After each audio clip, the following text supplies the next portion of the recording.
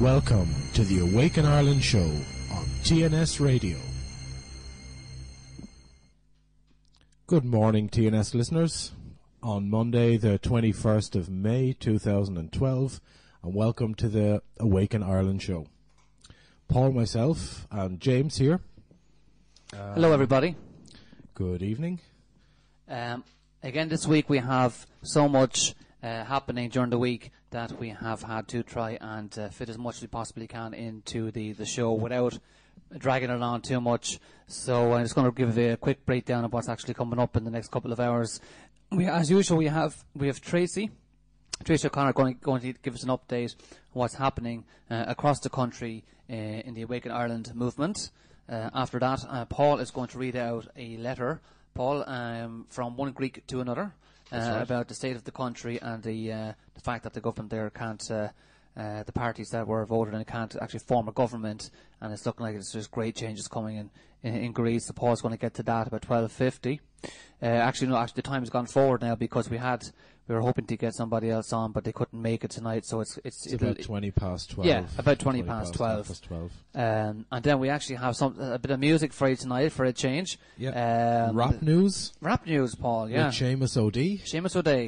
Seamus O'Dea. Yeah. The rap news. So we have a short interview with Seamus O'Dea. Seamus travelled down from the northern part of the country to come down to meet me there a couple of days ago, and we recorded some of the music here. Right, I haven't actually heard this, so I'm really looking forward to it, actually. So we don't want too much attacks on this because it's an amateur production, okay? So just bear with us, and we try our best here to please. But it turned out not bad, considering we don't have any training in the professional studio recording. So we'll have the Seamus O'Dea. A short interview, where his influences, where he got the idea from, and then we've got a sample because Paul, he doesn't want to play the whole track because he's going to make a video out of it. Okay. Because this is what the rap news is all about. It's actually a video online, and they're fantastic. Go and check out the Juice News. It's brilliant, and very, very, very funny. All different sorts of skits and all sorts of different things, from the Biru to to the military in America, to pole shifts and you name it, and there's a skit on it. It's great, very, very good. But that's kind of where you got the idea from. But you hear more about that from Seamus O'Dea himself. After that, then we have Maura Harrington, isn't it? Maura Harrington, yeah, from Shell to Sea campaign. She's from the area, Mayo, and she is actually in the video. She is the woman freaking out at the end of the trailer. Okay, was blowing off a few expletives there, but she's a very powerful woman. And very, very interesting interview. She did an interview for you this evening, wasn't she? She did it for me there this evening, Paul, yeah. So that's a pre-recorded interview, which is it's about 45 minutes long, but it's gripping, I have to say. I really enjoyed it. Yeah, it's great. She's really good, really good woman to interview. And from that interview, then what we're going to be able to do is we're going to be able to do a recording of an interview with the Chief O'Donnell, who is the fisherman on the boat. You haven't seen the Pipe. I haven't seen it yet, no. You have to watch the Pipe. You can download it free, or you can watch it free online, or you can download it free, one or the other. But absolutely, this guy is amazing. Absolutely amazing. Just wants to be able to fish, Paul. That's what he wants to be able to do. And that, he parked his boat right in front of this monstrosity of a ship that dredges, or, it's got a big bucket on the front for digging. Right. For laying pipes, and it's this tiny little boat, and he's like on the blower to them saying, like, you're in my space, get out of my space. If you go for my pots, you'll be in big trouble. Do you know what I mean? It's absolutely fantastic. So he's out there in the faces. That's good. Yeah. So we've asked more. Can we interview him? And we'll have an interview with the Chief O'Donnell in the near future as well. And then, as usual, we'll have Ben Gilroy on talking about his week. And as many of you would know at this stage, that Ben has a new video up called Ben Gilroy Halts Receiver. And what we did was we downloaded that and we converted it to MP3, and we're going to play it out. And then I brought Ben in on a call earlier on today to give us an update. I'm not going to spill the beans about the follow from that. So you're just going to have to wait. Paul, you haven't heard it either. I haven't heard it either. No. The tension is building up here. And finally, then, to wrap up the show for the night, we have James Reynolds of Farmers for No campaign, and I had a good we had a good Barney there with James. Didn't agree with everything that he said, but sure, the man's entitled to his opinion. Exactly. And some very interesting information coming out of the farmer part of the world, which, is a big part of our economy. Absolutely. Huge amount of exports are food from the dairy industry and beef industry. I think 90% export, is it? Over 95%, he said, I think it was, that of all of the food that we produce is exported out of the country, which is absolute insanity. It is. When you think about the cost of, Paul, of bringing food out of the country, how much it costs to get it from. Logistics, yeah. Oh, yeah. It's crazy. The environmental pollution. Yeah. The carbon footprint. Yeah. All that rubbish, But, we had a good old chat with him. I'm not going to go into it. You just have to listen to the recording. And on the phone, we have Treacy O'Connor. Treacy, welcome back to the show again this week. Thanks, James. Treacy, any updates for us again? Yeah, just a few updates, James. As usual, there's always progress through the week. The first update is Paul Byrne from Awaken Wicklow is organising a series of events in collaboration with the local anti-household charge group, starting next Wednesday, the 23rd, in Murphy's Hotel in Tinahely at 7:30 in the evening. This is the first public meeting. We'll be with Ben Gilroy, who I know you're talking to tonight, and John Squires. And we're going to be talking about the fiscal treaty, bank fraud, and direct democracy. Okay, great stuff. So that's next Wednesday, the 23rd at 7:30. The following Tuesday, the 29th, which will be the second event in the series. He's going to be talking to a college bellman who you've had on the show before. Yeah. We'll give a presentation on the alternative currency based on social credit. Social credit, very good system, yeah. And that's in the same place. It's Murphy's Hotel in Tinahely at 7:30, and that's Tuesday the 29th of May. And if anybody looking for any updates or further information on that, they can just go to Awaken Wicklow Facebook page. Great. Nice. Nice one. Then Awaken Clonakilty, as I mentioned before, but just to remind people, the first public meeting from Awaken Clonakilty, which is organised by Donnacha O'Loughlin in Clonakilty and others, will be on Friday the 25th of May, so next Friday, in O'Donovan's Hotel in Clonakilty. Yeah. From 8 to 10 p.m. Okay. Basically, this meeting, just to remind people, will be discussing practical responses to the economic crisis. There'll be brief talks with plenty of time for open discussion. Okay. And four of the presenters will be Donnacha himself, who was at the Bog Hill with us as... That's right. Donnacha is a plumber, and he's going to be doing a presentation on rainwater harvesting. Great. Also, Xavier de Buisson, who's from Sustainability Clonakilty, will be giving an update on where they are with plans to reach the carbon neutral status by 2020. Barry Callahan from Dublin also will be going down to give a presentation on his life after death, which is a brilliant talk. It's very brief and it's very relevant. Everybody I know that has listened to him has really appreciated it. And also Richard Moore will be talking as well about how to build a strong national economy by repudiating the bank debt, exiting the euro and issuing a debt-free currency. So it'll be a very interesting night. It's only 2 hours, so the presentations and the talks will be very brief, and then there'll be plenty of time for open discussion with everybody as well.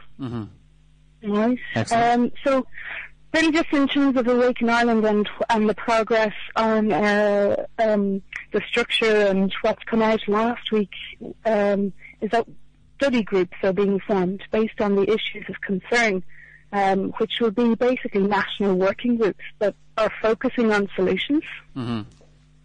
As Rudy Teichmann had said, it's encouraging and inspiring for many in the third level education, for example, whose efforts are currently wasted, and they might see a chance of implementation through the movement, and also gives the opportunity for existing working groups to come together. You know, so whether it's based on water or energy, agroforestry or permaculture or whatever. So that's really encouraging to see a really positive forward movement in that area. And then finally, just to remind people that John Perkins and the Financial Terrorism Exposed event will be happening on the 27th of May, Sunday, in the Stillorgan Park Hotel. Okay. We've spoken about it before. Max Geyser, Stacey Herbert coming over for it, John Perkins and Crane. If anybody wants more information on how to get tickets, they can dial Dublin number 014433124. Okay. Or go to the website economichitman.co.uk. Tickets are €45 in advance, so 55 on the door. And so going towards bringing awareness to people on what the whole issue around the referendum is about, and the timing is great for that, Treacy, too, isn't it? It's great timing. Yeah, perfect, absolutely perfect. Just a few days before the referendum, so yeah. We'll be there. We'll be there all day, and the tickets are going to be selling like hotcakes. So if you want to get the cheaper tickets, you want to be kind of booking them pretty quickly, I'd say. Yeah, exactly. It is aimed towards, like, a lot of people who are aware of all the issues that are going on. People are awake already, are on Facebook and so on. It's really geared towards the people who aren't necessarily so awake yet. Yeah. So it's really to pass the information on to people you think who might be in, a situation where they're ready to wake up. They have the money to go, and they're ready to listen. Absolutely. The more the better. Well, it's going to be an amazing day. I can't wait for it. I'm really looking forward to it, I have to say. It's going to be one of the biggest events of the year for me. Bring it on, Absolutely. Looking forward to it as well. That's it for this week, short and sweet, James. So just to give everybody a taste of where we're at. Great stuff. Okay, we'll look forward to. Any updates? We won't have an update off you next week. Awaken Ireland Facebook page as well. Yeah, we'll have to do the show pre-recorded for next week because we'll be up at the event. So we probably won't have any updates from you for next week, but for the following week we'll have plenty. Sure. Absolutely, we sure will. Okay. Okay, James. Thank you very much. So there we were. There we are. There we have it. Treacy from Awaken Ireland. Are we online? We're back on. We're back on, okay. I've got an interesting letter here from one Greek to another. It says, could the tide be turning? This is about Dimitris. He resided in Portland, Oregon for a while and returned to Greece after a few years in academia there. He sent this news a few hours before they announced appointment of a new Prime Minister to oversee the election, which results from inability of political parties to come together to form a coalition government. Hi, Mike. There's lots of news here. I don't know what they're saying in the US, but things here are taking a really big turn finally. The two previous large parties are losing their support of the people with the speed of light. PASOK, has lost here in the last 3 days after the elections between 1.5 and 4% already. The same with the fascist party, Golden Dawn, that fell from about 7% to 4%. And the New Democracy Party, as well as the One Report, lost 1.5% in another and gained less than 1%. Only Syriza, the left-wing party, seems to have gained and has gone up 27% from 17%. All this in the last 3 days. That means the floodgates are open now, and there's now a movement, and people are beginning to find some hope that things can change. The most likely scenario is that we will have new elections in June, where the leftist Syriza, excuse me if I pronounce that wrong, will win the elections, I predict with more than 30% of the vote. PASOK will disappear from the map. New Democracy will lose more votes as well. What will happen next is up to us. If the people come together, which begins to seem possible now, there will be a large movement that will sweep the political scene in Greece. For sure, Europe and the IMF will try to stop this, but given that this movement is not only Greek, it will be hard, if not impossible, to stop. If you look at Spain, they recently nationalized their fourth largest bank. In Romania, after overthrowing 2 presidents in 1 month, the current government is raising wages contrary to IMF agreements signed by the previous politicians. In Portugal, Spain, Italy, Ireland, even in England, people are on the streets. In France, the recent elections removed Sarkozy. In Holland and Belgium, the political situation is a mess. This is not a Greek issue, it's a European issue, and even more, an international issue.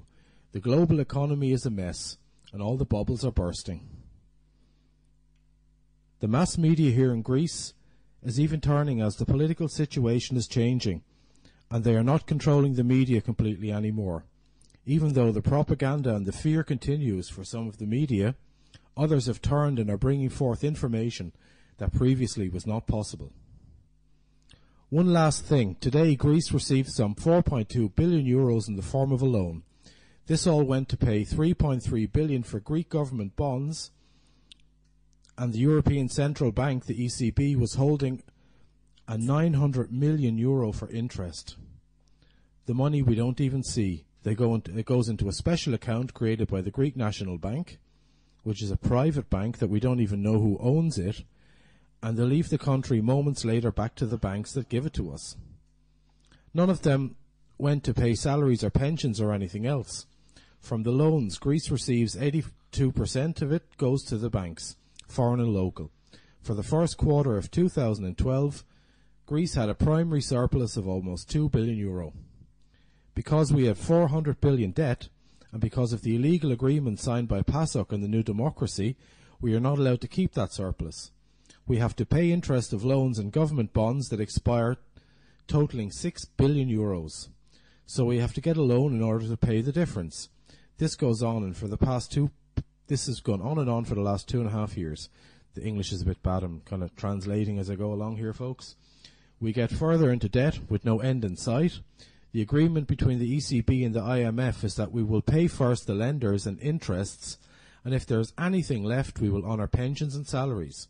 This is just insane and cannot go on anymore. Greece has gone bankrupt twice so far, once in June of 2011 and once in February of 2012. With the PSI deal, the haircut of the government bonds that destroyed the pension funds, as they lost more than 50% by the haircut, another 25% since they were not included in the aid received from the loans of the ECB.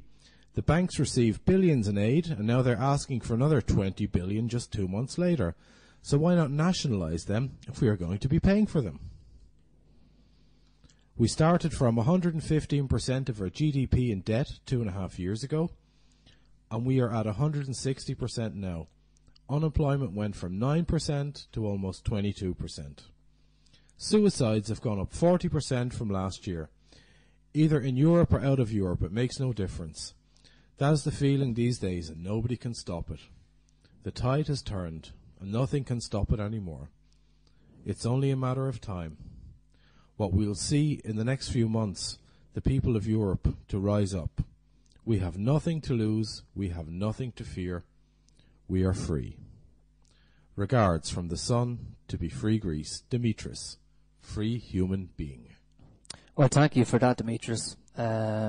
Fantastic letter from one friend to another. Very interesting. Yeah, came across that on Awaken Waterford a couple of days ago. I think Paul Byrne put it up there. So thanks for that, for sharing that one, Paul. What's your thoughts on that, Paul? He's absolutely right, isn't he? Mm-hmm. You know, a lot of similarities with Ireland there, isn't there? Absolutely. You know, a hell of a lot. Like it's the shift. The tide is after turning, if you ask me. There is a big shift. Oh, absolutely. You know, roll it on. Yeah, and we are never short of getting people to come on the show. It's there to be seen. It's just going to get busier and busier and busier as we go along. I'm absolutely 100% sure of that. And these countries are starting to realise their real sovereign nature as well, which we'll be talking a little bit more about sovereignty then later on with Maura Harrington from Shell to See. So, Paul, I'm going to play a little track out here called Excuse Me, Mister, from a musician called Ben Harper. Excellent. Lovely track. And then we're going to hear from the rap news then, Seamus O'Dea. Okay. Seamus O'Dea after that. Okay. Looking forward to that. So here is Excuse Me, Mister. And that was Ben Harper.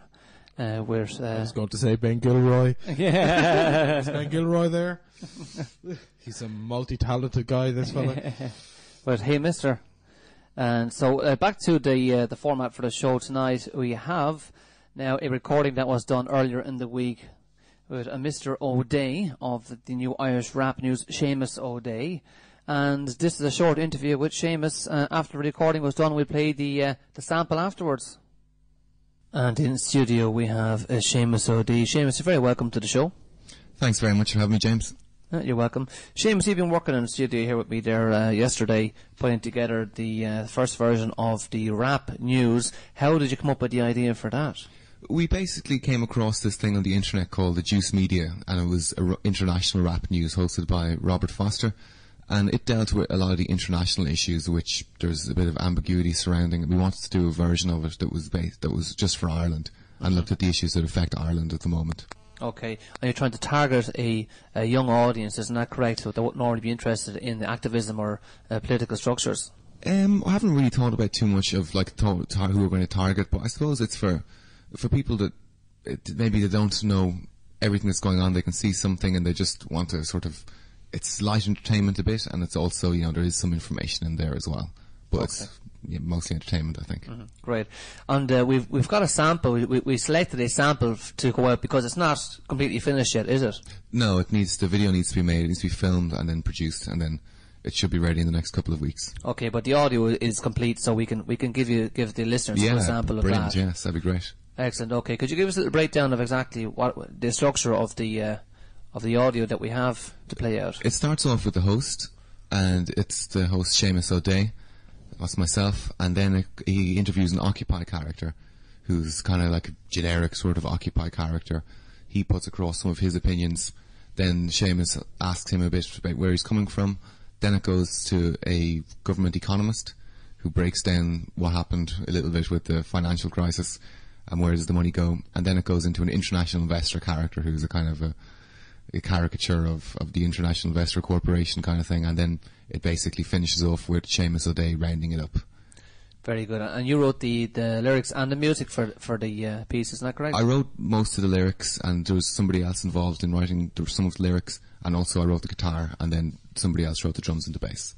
Very good. So it's a collaborative effort then. Definitely, yeah. There's been a few people in working on it now, including yourself, so... Yeah, well, it's great. It's all very interesting and exciting, and it's great to work on something like this, I have to say, you know.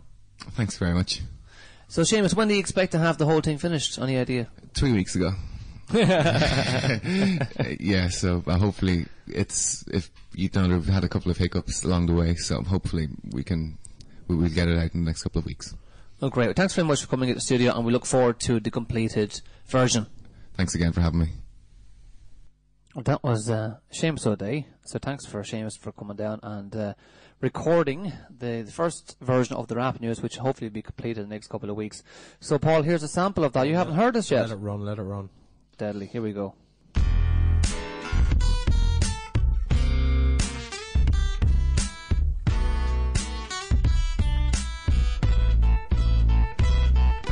Hello, and welcome to the first episode of Irish Rap News, telling you things you ought to know. My name is Seamus O'Dea, and I'll be looking at the way Ireland rose and fell by asking the questions of the day. In this, our first installment, we skim over the top of the decisions of the government that made this country flop. We look at how our power was abused in the Dáil, and after a successful House campaign, Ireland got some balls. Now, there seems to be many groups forming out of the remnants of Occupy, so what was it all about? RTE couldn't fathom why people came to the streets to share their ideas and solutions by bypassing the mainstream.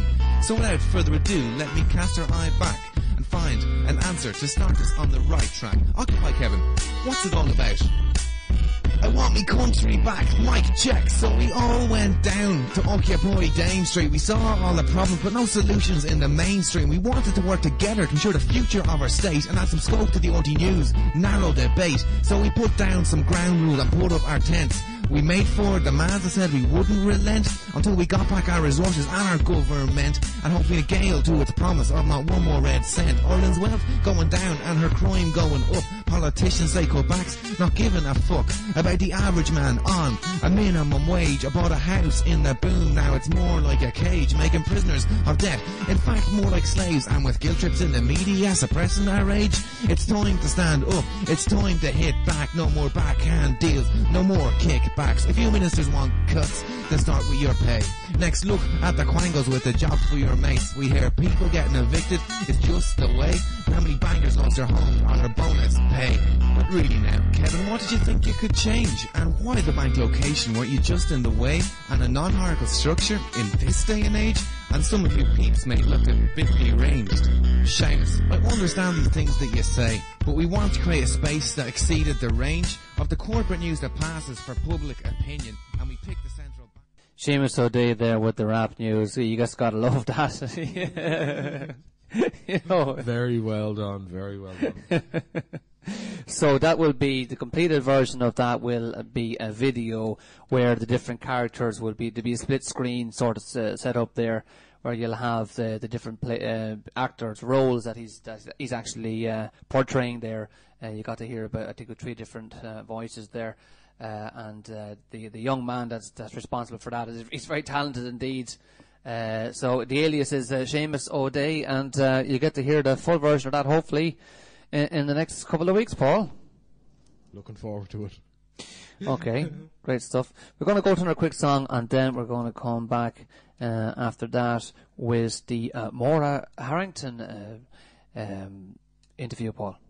Yeah, we've been looking for some Bee Gees here, but unfortunately we don't have anybody. Somebody requested the Bee Gees. Yeah, Vinny just said there that one of the members of the Bee Gees died there, Robin Gibb. Serious? Yeah. Today? Yeah, it's just Vinny just put it in there. Right. Can you please play something from Robin Gibb? And are they all gone now? Was that the last? I have no idea. Vinny might send us a little message there and let us know whether there's any living members of the Bee Gees still alive. We'll play something there for you now. That staying alive stuff didn't work then, did it? You're bad. You're bad. Sorry about that. I'll burn for that one. Yeah, I'll actually play something here. This is let me see what I play. Robin Gibb, Bee Gees. I started the joke. You can. I'll try that. Max Bygraves, maybe. And that was Robin Gibb there. So that was a tribute to Robin Gibb. We just found out that he died. They're a member of the Bee Gees, Paul.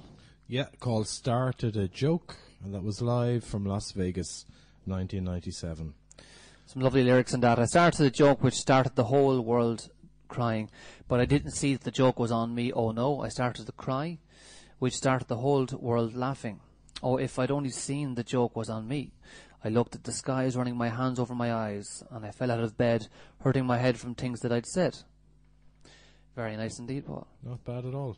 Okay, so I actually said before that we played that track there that I was going to go straight to the Maura Harrington interview, but because we have the famous or infamous Ben Gilroy listening in tonight, live from his home, we'll jump to that, Paul. You're going to play that interview then? Yeah. Yeah, we'll go ahead with that. We'll do what we've actually downloaded. Like I said, we've downloaded the Ben Gilroy halts and receiver YouTube video and converted it to MP3 for your pleasure, your listening pleasure. So just bear with me while I bring that one up. So Ben will be giving us an interview while simultaneously listening in live. Basically, that's what he's going to be doing. Yeah, exactly. Yeah. Here we go.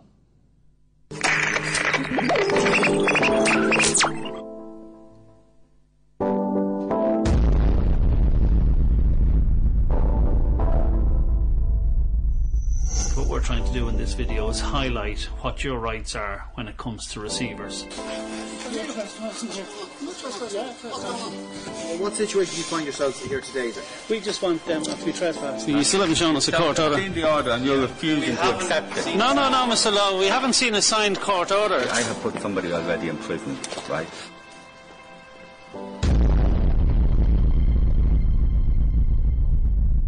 In this particular case, Mr. Jerry Burns had a business here in Navan, got into difficulty with the banks. He looked for several meetings with the bank to try and come to some resolution with the bank. That wasn't forthcoming, and when he requested documents, all of a sudden the heavy arm tactic of the bank was to put in the receivers. So the receiver moved into the premises, unknown to Jerry, changed the locks and put security men inside and outside the shop. And remember, this is only a small business with one employee. Jerry came to me and asked what he could do. So I said to Jerry, was he aware that the receiver works as an agent for Jerry? This was an absolute surprise for Jerry. He thought the receiver worked for the bank. I said, look, Jerry, the best thing we can do is send him a set of questions to see is he performing on his duty of care to you. There's only about 20 questions on it, and it's really questions that he should have been able to answer if he performed on a duty of care to the business owner. He refused to answer any of the questions. Now, they were very simple questions. I mean, the first question I do remember was, do you have a duty of care to me? I mean, even to not answer that proves he wasn't acting on it. But there was other questions which would be much more serious, in the sense that, did you see a signed contract between the bank and Jerry Burns? Because it's only on the signed contract where the receiver can move in. I mean, that's what's known as the tripartite agreement. Well, if the mortgage deed has been sold or securitised on, as is the nature of banks doing this for the last 10 to 15 years, then they've lost the power to appoint a receiver. You know, a lot of these receivers are very arrogant and think that the law is on their side. And in a lot of cases, you know, the courts are on their side. Doesn't mean the law is, though. So he didn't answer any questions, so we then done up a trespass notice and a notice to him to say he was now removed of his position as agent.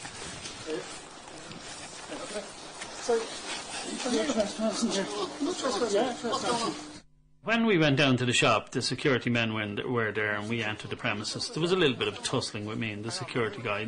Nothing much, handbags at noon.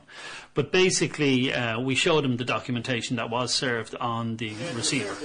You showed us the papers. These are trespassing. And it was suggested we all leave the shop, so we left the shop. And then we clearly showed them outside that the receiver was removed from his position as receiver, and that he was trespassing, and so were the security and agents of his. You know, he's secured possession, and it's authority to do that. You know, he doesn't. I tell you why, because under the Conveyancing Act, the receiver acts as an agent for the owner. Okay, and he has fired him, so he's able to do that. And he's fired, and he gave him the notice of fired, sending you trespassing. And that's where we stand. Okay. You are aware there's no court orders, right? There is no court order. Yeah. But they don't want to bring me to court. Because they know if they bring me to court, they're in big trouble. I'm happy to go to court. And I'm happy to go and meet them. And I wanted to meet them last Tuesday and Wednesday. Right, okay. Right? And they couldn't get a meeting room in Tala for me in their building. Right, okay. Right? And I said, well, I'll do it on Thursday morning for you. Yeah. No. When the Gardaí arrived, everything had calmed down. The security guys were nice guys, in fairness to them. Like, he's in dispute with the bank, so now it's being disputed with them. They have the option to go to court if they wish, but see here where he's fired as he's allowed to. What situation do you find yourselves here today, then? We just want them not to be trespassing. He just wants, if they want to take court orders, to go ahead and do that. That's they're well entitled to do that. To me, offhand, the matter appears civil. Yeah, of course, it's civil, absolutely. Unless it's a criminal allegation. The guards made it very clear that it was a civil matter then, and that had nothing to do with them. So we were happy enough to remain a civil matter, and we basically changed the locks back and gave possession of the shop back to Jerry. So where do we move from here? Ring the locksmith. Yeah, you've taken possession, so you know you've taken possession. So Yeah.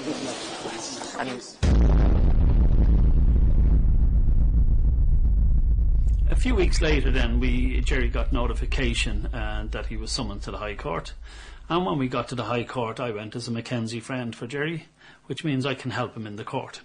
The barrister for the bank, for the receiver, stood up and basically said, Your Honour, this will only take 5 minutes, and then kind of giggled to the judge to say, guess what they done, Judge? They sacked the receiver. And the judge giggled.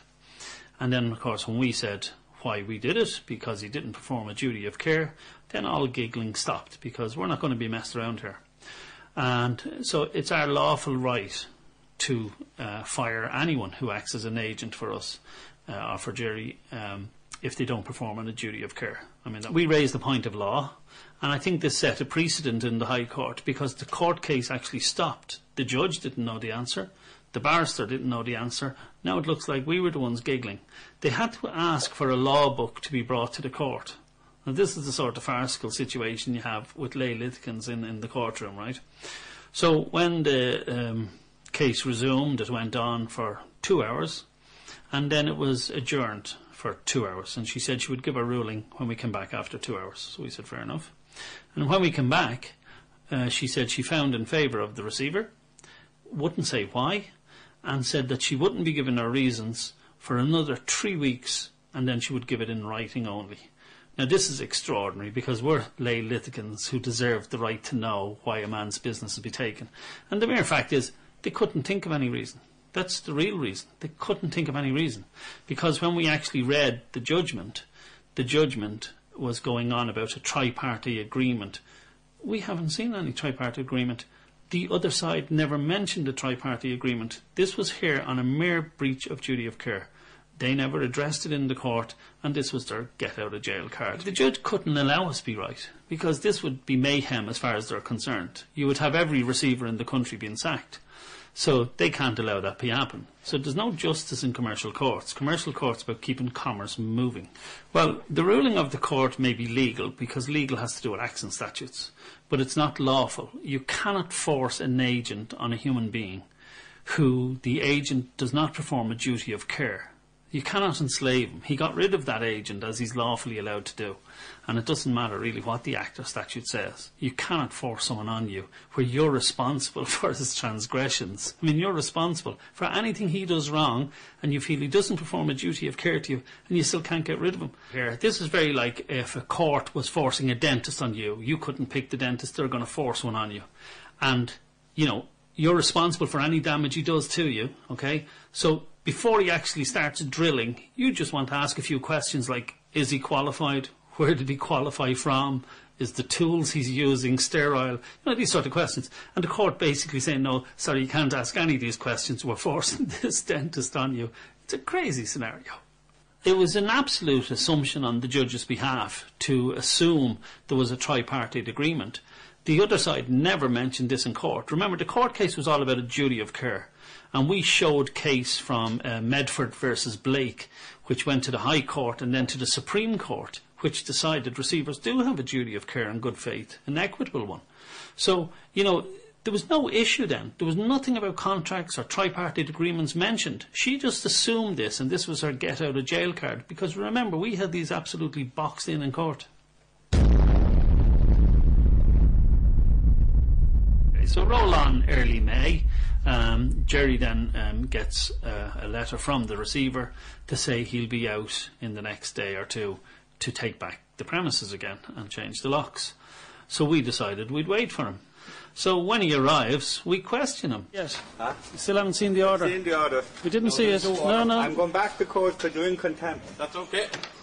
Any sign to see the order yet? You still haven't shown us a court order. I've seen the order and you're refusing to accept it. No, Mr. Lowe. We haven't seen a signed court order, and you know the law very well, so you're doing this dirty job often enough. I'm not doing the dirty job. Yeah, you are, for Danske Bank, doing the dirty job for Danske Bank, and this will be on YouTube. Danske Bank. But his whole demeanour was, you know, how dare you basically question this? I mean, like, a court has allowed this to happen, so it must be all lawful. And, like, they're so brainwashed and blinkered into this, you know, that nobody has rights anymore once some commercial court says so. That's a nonsense. And the guy, because he was being questioned, you could see he was so uneasy because he'd never been questioned before. I've been refused access to the building. Game over. I'm going back to the High Court. And Have a good day, guys. Do you think the car... Wait for the police, mister. Wait for the guards. Jerry, the guards are coming. Jerry, I have put somebody already in prison, right? Because they broke the You bar. have. You have? And how have you got that power? Where did you get that power, Mr. Lowe? Mr. Lowe, where did you get that power? No signed order. Mr. Lowe, where did you get that power? I mean, what a thing to say. How could he put anyone in jail? You know, the guy just thought he was God Almighty with all this power he was coming with. Mr. Lowe, if what you're doing is correct, come out and talk to us. Okay, we'll let you go. Because the judges know it's not correct, and that's why they're not signing the orders, Mr. Lowe. Are you aware of that? Are you going to go in? Yes. Come out. Would you not wait till the guards arrive? We'll wait till the guards come. Jerry, get him out. Mr. Lowe. Jerry, get him out. That's very threatening, Mr. Lowe. That's very threatening. Signed court order by Judge Lafoy. I have the signed written judgment by Judge Lafoy. Where is no the court order? I also have court the, order. I have the signed order court order by the registrar of the Show High it Court. then. Show the court order. Show the court order that you have. Show the court order. Right. Show the signed order. Let's have a look. Now, you can see it's signed by the register. The court order wasn't valid either, because a court order is supposed to be signed by the judge, sealed by the court, and delivered. So that's your signed, sealed, and delivered. It was signed by an entity. It wasn't signed in blue ink, so we don't know if it was a copy and paste from a computer. The name typed in was P. Healy, but that was not the signature. P. Healy was a registrar, and registrars in the High Court are merely civil servants. Who is that signature? Who is that? That's the court register. But who is it? What is that signature there? Signed by Judge P. Healy. P. Healy. Who's P. Healy? He's the court registrar at the High Court. So he's only a civil servant. He doesn't have the authority to make them orders. How you doing? Let the judge make the order, and if the judge thinks it's legal and lawful what she's doing, let her sign it. If she thinks she's to stand over what she's doing, and you think it's correct, well then sign the order. The judge's signature was on it nowhere, so it wasn't a valid court order.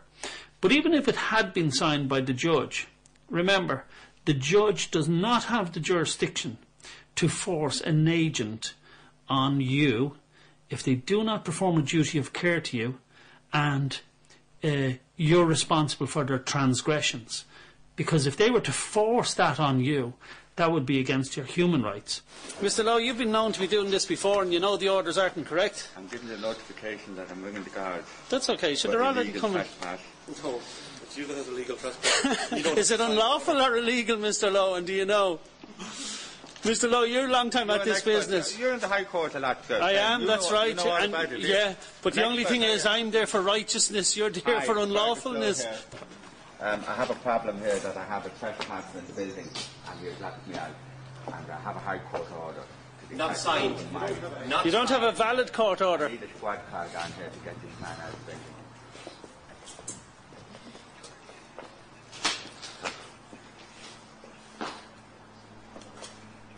Well, how do I get him out of the building? Oh yeah, that's fine. Hey, 5 minutes, just be a witness and then game over. That's fine.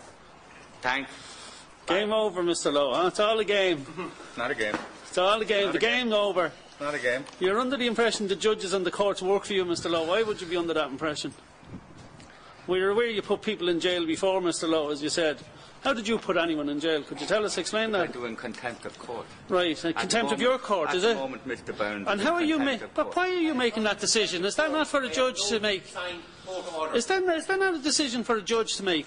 And indeed it is. Right, and why are you making that decision now? Because I know what the order says. All right. And he's in contempt. And is it a signed court order? Yes, it is. It's a signed court order by someone who has the authority to sign the order. Yes. Well, so we should obey a Mr. P. Healy that we don't know who he is, and we should obey any order signed by him. Well, I'm sure when Mr. Burns is back in the High Court, you can make that argument. Absolutely, you will. Yeah, that's not very clear. Of course. As far as you're concerned. Now, hold on, Head. This is really clear, right? Yeah. Your position is I do not have a valid court order. A signed court order by the judge. That's correct. Yeah. My position is I do. Right? Okay. We are not going to have an argument about it here. The only person who can now clarify this is the judge. Okay. Who gave the judge. Okay. Well, can you clarify for the camera, Mr. Lowe, who do you actually work for? Who do you work for? The receivers wouldn't be used to this getting fired. They would think that was absolutely crazy, because you'll see when I questioned the receiver, he wasn't sure who he was working for. I mean, he just was sure in his eyes that he was working for the bank. I am, in this case, acting as a receiver on behalf of NIB Bank. Okay, so you are acting as agent for them? As a receiver, in a role of a receiver. Yeah. I know, I understand, but you're acting as agent for them? Because under the Conveyancing Act, you're supposed to be acting for him. I have a full duty of care to Jerry Burns. Yeah. Oh, okay, and you've performed on that, have you? Performing on that. He performs the duty of care perfectly for the bank, because he does have an equitable duty of care, one for the bank as well as for the mortgagor. So he performs extremely well for the bank. And you see me question him about did he check the things I'm looking for, like signed contracts and stuff like that. You're performing on that. Okay. No question about it. Okay, and what did you do to perform on the duty of care? Mr. Gilroy, this is going over. Well, tell us what you've done. Is that the answer? I'm going to take the building. Right? You're going to take it? Yes, I'm going to take it. You're going to take this building? That will be extraordinary to watch this on video. You're going to take this, and where are you going to put it? I've secured possession, I'm going to secure the rent, and I'm going to pay the rent over to NIB Bank in favour of the mortgages. That's perfect. Now, I see why that would be a duty of care towards the bank. How would that perform a duty of care to Mr. Burns? Because my duty of care is that I must always act in a professional, commercial manner in terms of the rents I might obtain and the price I might obtain for the sale of the building. Great. But in that, but you're appointed. That's my position. Just because a bank appoints you doesn't mean that's a valid appointment. There has to be certain things in place, like a mortgage deed. I asked him, did he see the original mortgage deed? Yeah, but you're appointed under the mortgage deed. Did you see the original mortgage deed? Excuse me here, like, do you know what the judge said? He didn't answer. Clearly by his non-answering of these questions, he didn't see a valid mortgage deed. I asked him, did he see a signed contract? Again, he didn't see them because he's never been questioned about these things before. And if he was to ask these questions, he wouldn't be working as a receiver. That's the straight truth. Any receiver who asks these questions of a bank will not be appointed again. Do you know what the judge said? I understand. Do you know what the... Yeah. A, he can't affect my appointment. Yeah, that's correct. B, he can't tell me what to do. Yeah. And C, he can't dismiss me. That's correct. Okay. So now that is correct. The end of this conversation. Okay. But the only thing, Mr. Lowe, what you forgot to mention is the judge also said there was a tri-party agreement. Could we have a look at that? Any chance of getting a look at the tri-party agreement with Danske Bank? It's in the judgment. With Danske Bank, your old friends. No? See you in High Court, guys. Yeah, no problem. See you there. Do you not think that that's important to at least afford us the same right? Ben, will you send me a copy of that recording? What's that? Will you send me a copy? Absolutely. Listen, I think the only person who can answer the questions now is the judge. Okay? Yeah. So I'm not going to answer. No, but I'm only asking, did you see the signed contract that you were asked? I mean, you're here performing on it. So as a duty of care to Mr. Burns, surely you should have at least seen the signed copy of the contract that the judge was talking about. Because you and your barristers gave the judge the impression there was a signed contract. Did you see that? I want to let the judge decide this. No, well, she's already decided there was a tri-party agreement. You gave her the impression. I mean, she only has to make a decision there and then. In order to name you, can I have your date of birth and your full address? You keep thinking you're the police, Mr. Law. No, would they like me? I'd like to be able to call you. Can I have your date of birth? Yeah, go on. No, not really. I think it's a ridiculous... No, I tell you what you should have been... I want to say that I met Ben Gilroy, who told me this is where he resides and this is his date of birth, so I know who you are. But sure, everyone knows who I am. Don't be worried about it. And everybody will know who you are, Mr. Lowe. Oh, yeah, well, but I'm asking... for a man who likes information... You have a card. If you were... You have a business card. You're a good man to ask questions. Well, you should have asked a few for Jerry. Did you ask, was this a signed contract between Danske Bank and him? Did you ask that? Wouldn't you think that would be important in your duty of care, to at least find out that what you're doing is lawful? But tell me this, just on the question, did you see the signed contract? Did you ask for a signed contract? Did you ask for it even? At least tell me you asked for it in your performance of your duty. Did you ask? You seem to just brush the laws aside when it suits you and impose your own laws. Yeah. I mean, you think that'd be reasonable to sign contract, wouldn't you? Of course you would. I know you would. I gave you my answer. My final answer is Judge Lafoy will decide on the behaviour today. I'm not asking you about the behaviour today. But sure, I'm out in a public place asking you questions. Miss Lafoy does not have the authority to stop me being out in public, I'm afraid, Mr. Lowe, no matter what power you think they have. I'm afraid Mr. Gilroy has every right to be walking on this lane the same way as you. I haven't prevented you doing your business. I'm only asking you questions. And I'm asking you, did you see a signed contract? You don't want to say, isn't that a disaster? Like, you're here doing a job as a professional, and you won't answer a question, a simple question like, did you see a signed contract between Danske Bank and the man now you're taking his property and livelihood off? You're out taking people's livelihood, and you haven't seen a signed contract, Mr. Lowe. Do you not find that extraordinary? I do ask him, if he had asked these questions to the bank, would that seem impertinent? And it might hinder future appointments from the bank. And of course that's a fact. I mean, we're all in business. We know that that's a fact. So they're basically just perform no duty of care to the mortgagor, and they just basically act for the bank. Mr. Lowe, would it be fair to say to ask for a contract from the bank might hinder future appointments for you? Is that why you didn't ask for the contracts, Mr. Lowe? That if you were to ask the bank, it would be seen as impertinent and you mightn't get so many more jobs from the bank. Would that be a fair comment? Mr. Lowe, would that be a fair comment? Would that be a fair comment? That you can't even be seen to ask the bank for anything? That you wouldn't ask them for a signed contract or anything like that? I mean, you're trying to trick the judge into believing there was a tri-party agreement signed because she said it in her judgment. And I'm just wondering, did you actually see it, or would you have even asked for it?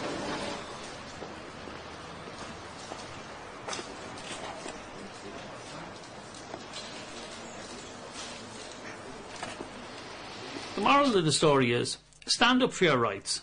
Check that the receivers have an equitable duty of care and make sure they're acting on it for you. I'm telling you, in Medford and Blake, the cases has already been decided. They have an equitable duty of care and good faith to you.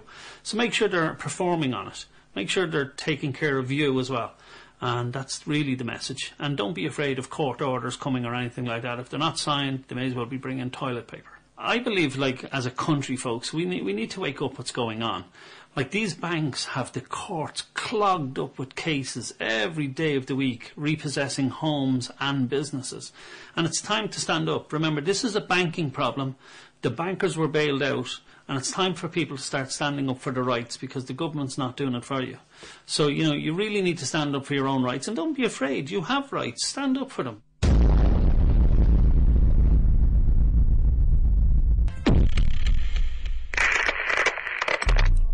And there's more. If you thought the video Constitution Halts Sheriff was eye-opening, then prepare to be truly enraged and disgusted. Since the making of that first video, Ben Gilroy has become an accidental national hero, but unfortunately he has also opened the floodgates of cries for help and uncovered a terrifying tsunami of corruption and cover-ups. We can now reveal that Ben and his newly renamed organisation, People for Economic Justice, is about to expose an institutional cartel of collective corruption so insidious that it will rock the state to its foundation, and most importantly, it will educate and empower you, the people, by giving you the truth. We have already begun work on a landmark feature-length documentary that we promise will wake you up. No members of People for Economic Justice are being paid fees, nor are the participants or the production crew from revolutionbydigital.com. That's why we need your help.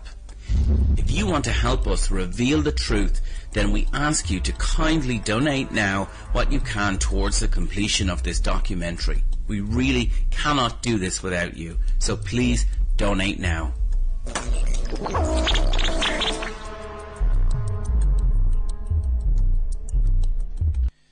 And that was Ben Gilroy, Hall's receiver. Very entertaining MP3, I have to say. Very, very, very entertaining. Fantastic. Keep up the good work, Ben. Amazing. Absolutely brilliant. And what a character Mr. Lowe is, you know. He's just... I have never come across anybody so obnoxious in my life. He's just incredible. Well, he's been now put in his place, hasn't he? Absolutely. Absolutely. And it'll be a warning for other receivers out there to behave appropriately. Yeah. You know, and as Ben stated, a duty of care for the business owners. Yeah, and they're not used to being sacked, really, are they? No, they're not used to being sacked. They come across at all, actually. Yeah. So here's Ben giving a very brief update on the follow-up from that video today. Hello, Ben. Yes. How are you doing?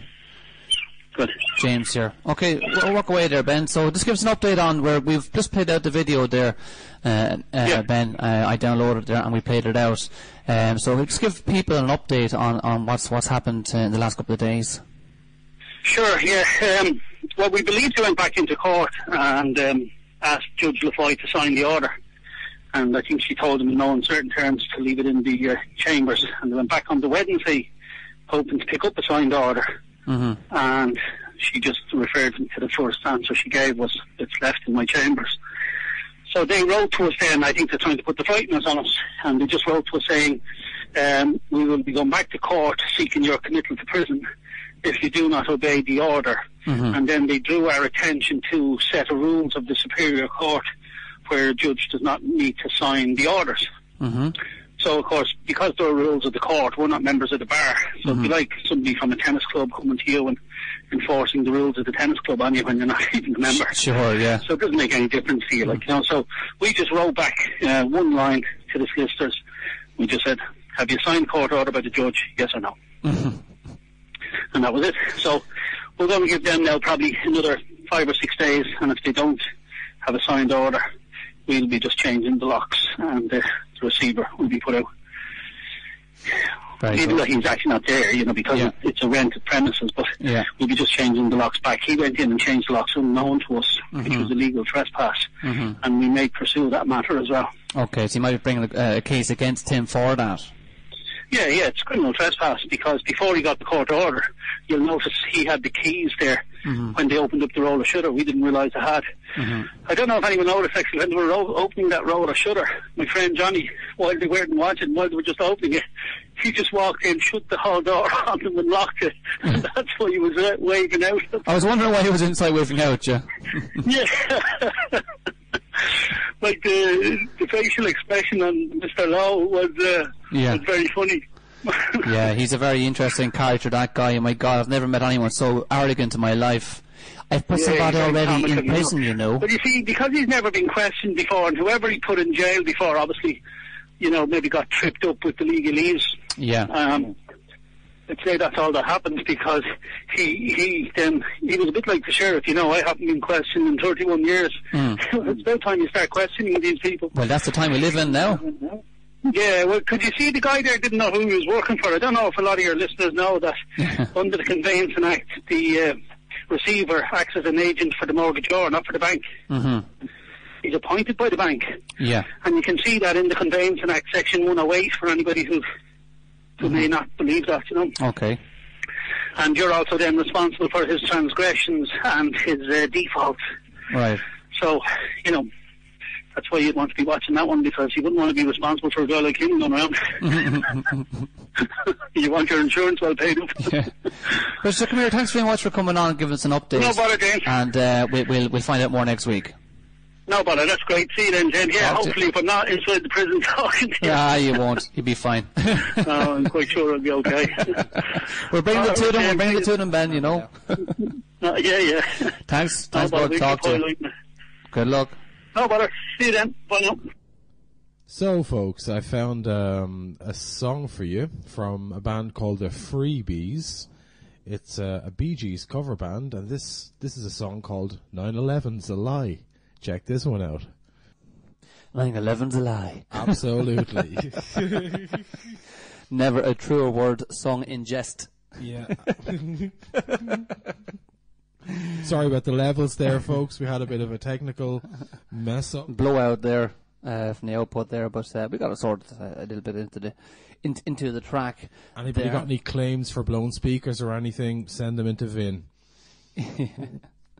So next up on the show is, as promised earlier, we have a great interview. I had a great fun talking to Maura Harrington, who's a real loose cannon, but a very passionate woman indeed. She's from the Shell to Sea campaign up there in Mayo, and just get a load of this. And on the phone we have Maura Harrington from Shell to Sea. Maura, how are you today?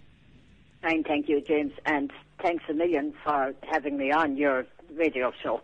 Well, I'm delighted to have you on, because we haven't had anybody on from the Shell to Sea campaign yet, and I believe that it's a very, very important part of what's going on in the country right now, and that's been ignored in the mainstream press.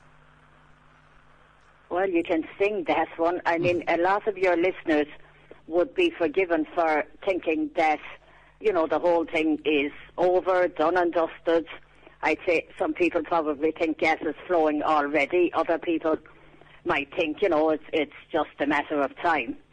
Whereas the reality is that it's far from that. And gas was initially scheduled to flow at the end of 2003. And at the time leading up to that, there were dire warnings, and we're all used to dire warnings and the sky falling on our heads. Absolutely. If the gas didn't flow in 2003, or at the very earliest, 2004, there'd be no gas, we'd run out of it, Kinsale was drying up. Yeah. We're now 9 years on. Yeah, there's just more fear tactics that they were using at the time to get people to make decisions that were unpopular. Unpopular, and not only unpopular, but actually wrong for the common good. In our case, with the whole Corrib gas project, it's not only that. I mean, I say that what they're trying to do now, which is building a tunnel, beginning to build a tunnel which is longer than the port tunnel, you know, to accommodate what they say is one little titchy gas pipeline. That is the pipeline to plunder for the country, because they haven't got their hands on our wealth of offshore reserves yet, because of largely the Shell Sea campaign and all our supporters. And they still haven't got it, and it's still all to fight for. Well, I absolutely agree with you 100%. And I was part of the Occupy movement. I was part of Occupy Waterford. And one of the demands that we had was that, you know, that to renegotiate the oil and gas licenses, because we know that they can be renegotiated. It's just the public are not aware of it, Maura. Well, you see, again, you have this mantra, we cannot retrospectively interfere with any contracts, or it would do untold reputational damage to the country. The country doesn't have a reputation at this stage. Yeah, its reputation has been one of the most corrupt countries in the world. Is an unproven yet, but certainly not unconfirmed, if you get me. The oil companies know what's out there. There are reserves of oil and gas out there that, rather than continuing to hand them over to private companies, as Pat Rabbit is guilty of as well in a long line of quizzlings, we could use that as collateral. And when you think of the current shenanigans in the whole Eurozone, Ireland controls 11% of offshore EU waters. Yeah. It's a huge amount. We have reserves of oil and gas off our shores. They would consider us so far a fairly politically stable regime, as the Greeks said we're not Greece. Yeah. So there's a hell of a lot more in this austerity treaty than just paying off the banks, which is bad enough. But where, you know, the whole federalist idea, where it's going to, of course, where, if they got away with it, that a country could be declared, you know, fiscally incompetent or whatever, and the EU would take it over and run it. Yeah. And they would quite simply run our fossil fuels out of this country into mainland Europe to serve their needs, not ours. And the current government, as well as the old show that have been there over decades at this stage, have been complicit in that. And that's why the people, it has to come from the bottom up. The people have to assert their rights to their wealth, not only on our own behalf, which is everybody's behalf, but on behalf of those who come after us. Yeah, absolutely. Absolutely. What we need is a popular movement, you know, so that we can actually restructure the political establishment, the political processes, restructure how things are done, you know, and to decentralise an awful lot of the decisions that are being made as well, to bring it back to local level, to the people themselves, because once you centralise power, there's an old saying, power corrupts absolutely,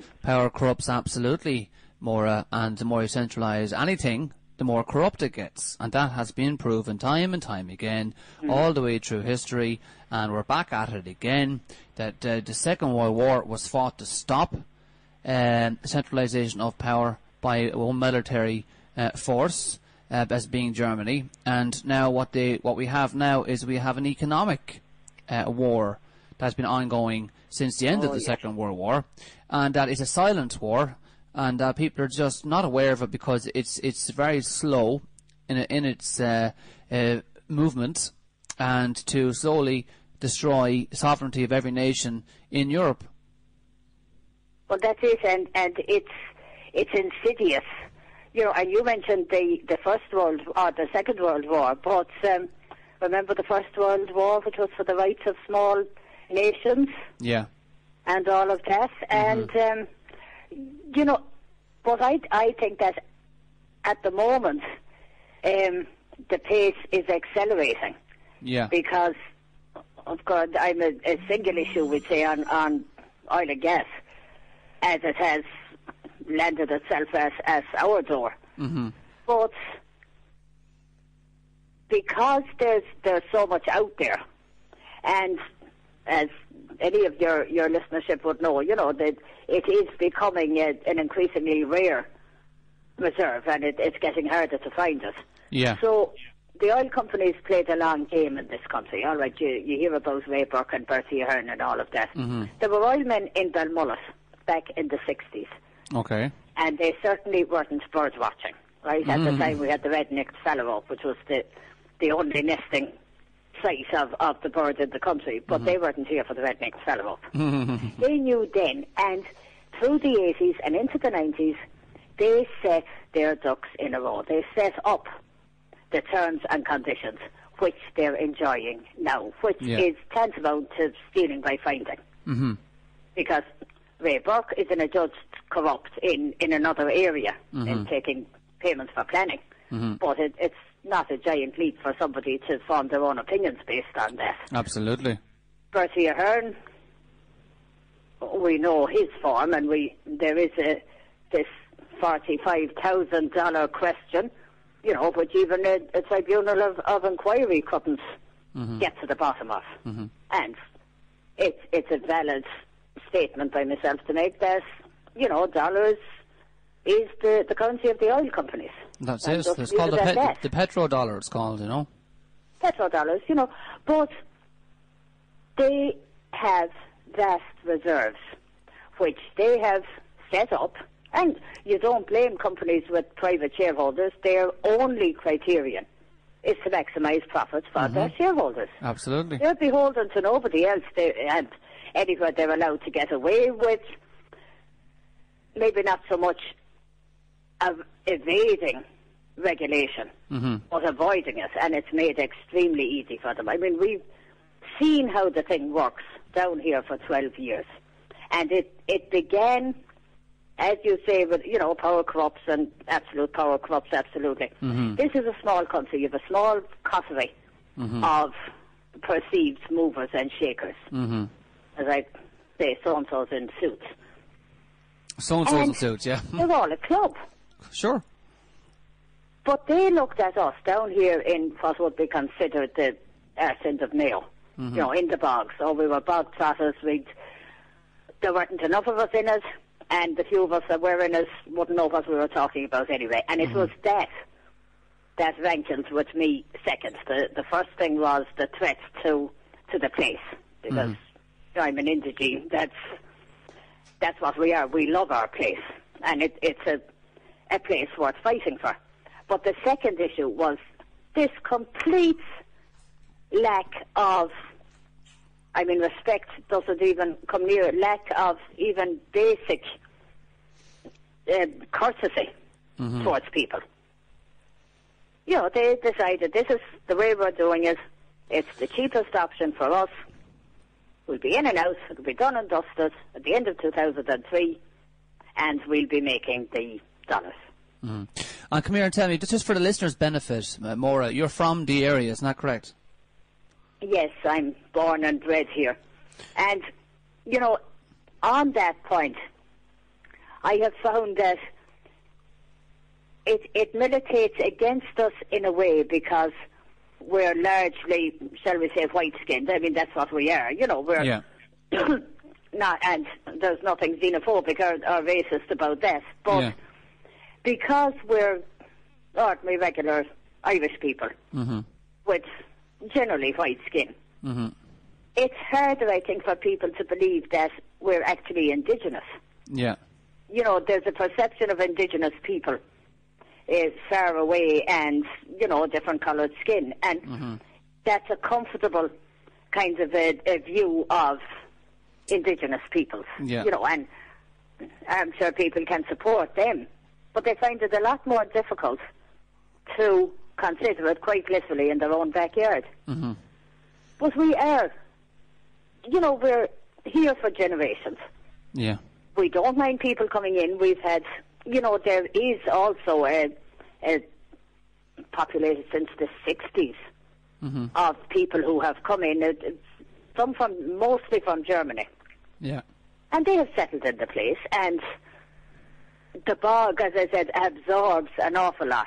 But what the bog and the people who grow out of the bog cannot absorb is a petrochemical industry in its midst. That's the wrong place. And the wrong place for it. Can I ask you more? Were you involved in the documentary, The Pipe? Yes, I was. I recognise your voice from that. Were you in that meeting and you were getting upset about there was indecision happening and there was a split in the camp? Was that you that was getting upset? It was? In regard to that, I say I use language appropriate to wherever I find myself. Right? You're a fierce woman, I'll tell you one thing, I wouldn't cross you. And quite simply, I would do it again. So that's... Well, I had to say that was a fantastic film. I've watched it 3 times. I've watched that. It's absolutely fantastic. And it got awards all over the world, didn't it? Yes, and it does show. It shows the place at its best. Yeah. I mean, people come, people go. Yeah. But the place, as I said, is worth defending. And how long has your family been in that area? Right, I would have, on one side, they'd go back to the first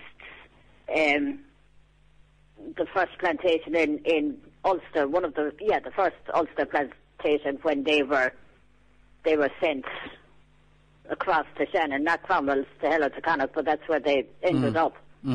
I've another part of my family from Cork, and the Sweeneys and Murphys would be Mayo. Right. From whatever far so back. You're old Irish anyway. Oh yeah. But that's, I'm not making any kind of a point there that can be picked up on, by those who like to twist what they hear or try to twist it when they don't like the actual message. There are friends of ours who can come from anywhere and everywhere. But it was those who were based in the place, who lived here, who naturally had to deal with it at the beginning. Yeah. And we fully appreciate anybody and everybody who has come to support us, because when you think of it, where we live isn't on your way to anywhere else. They say the last parish before America. Yeah. So people who come here to support us do it, as an actual decision. Yeah. And it's very much appreciated. And without the outside help, we wouldn't have survived as long as we have. Yeah, we wouldn't keep going, And tell us about the camp. How close is the camp to the village? What's the main village in the area there?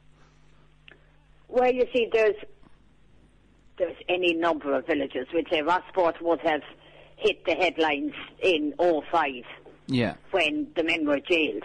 That's right. The 3 farmers, isn't that right? Rossport on one side of an estuary. But now Shell have moved to the other side, so you have villages called Glengad, Pullatomas, Ahus, and that area of Glengad and Pullatomas suffered a near catastrophic landslide in September 2003. Right. Now, the official explanation is an extraordinary amount of rainfall.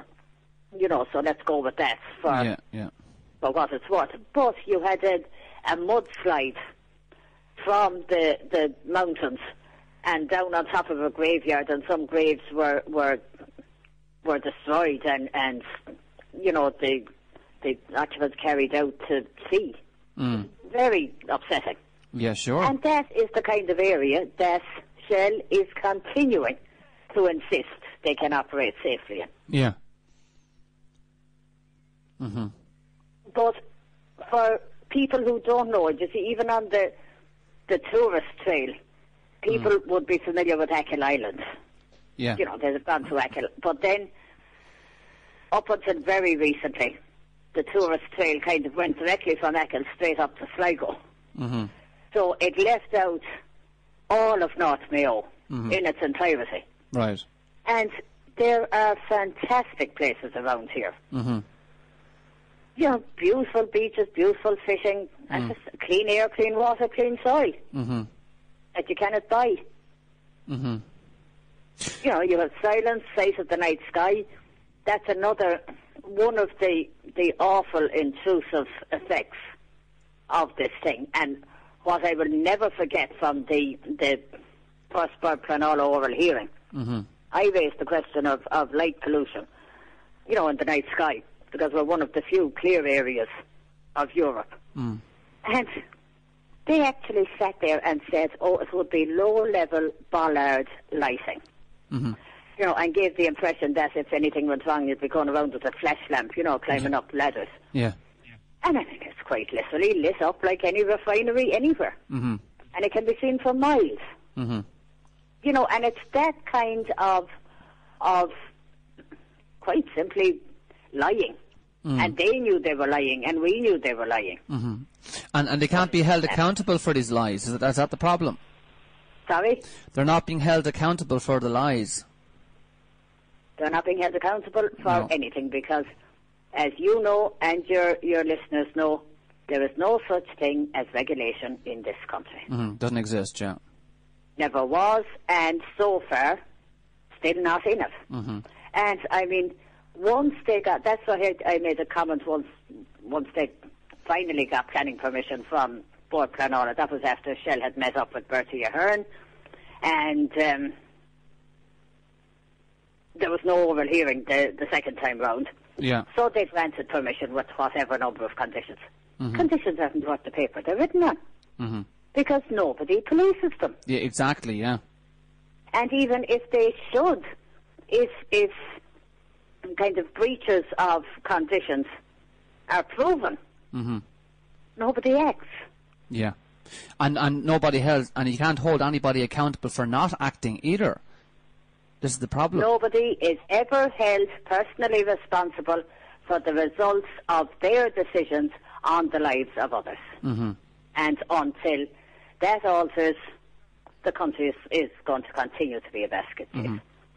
But what we have shown, you know, we have shown the deficits in governance in through every department that we've had to deal with, and every regulatory body in this country has just lain down and put their paws in the air for Shell to tickle their bellies.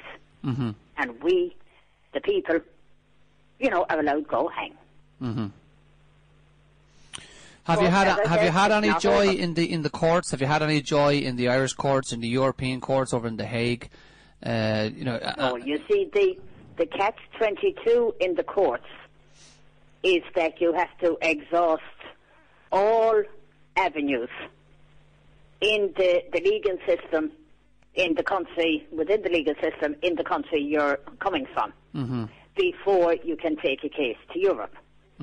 Now, one of the most awful things I think that happened in all of this saga over the years was last year, Tasca decided to take a judicial review of decisions granted in regard to Corrib. And which they certainly had secured the goodwill of the people down here, because we couldn't afford it, right? You need at least 80, 100 grand to go into the High Court. Okay.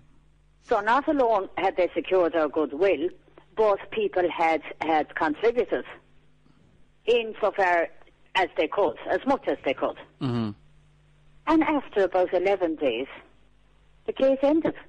And there was absolutely nothing in it to satisfy down here. This was one of these platitudinous things that, oh, well, this will never happen again. Even though the the government, and I have to be very careful in talking about court cases, but my understanding is that the government did admit that there were certain aspects of Corrib that weren't quite as they should be. Mm-hmm. But that said, it was going to go ahead anyway. And An Taisce played ball with that for the sake of getting themselves onto some legal implementation committee to ensure that Corrib never happens again. You know, and that in legal terms was a complete stab in the back to us.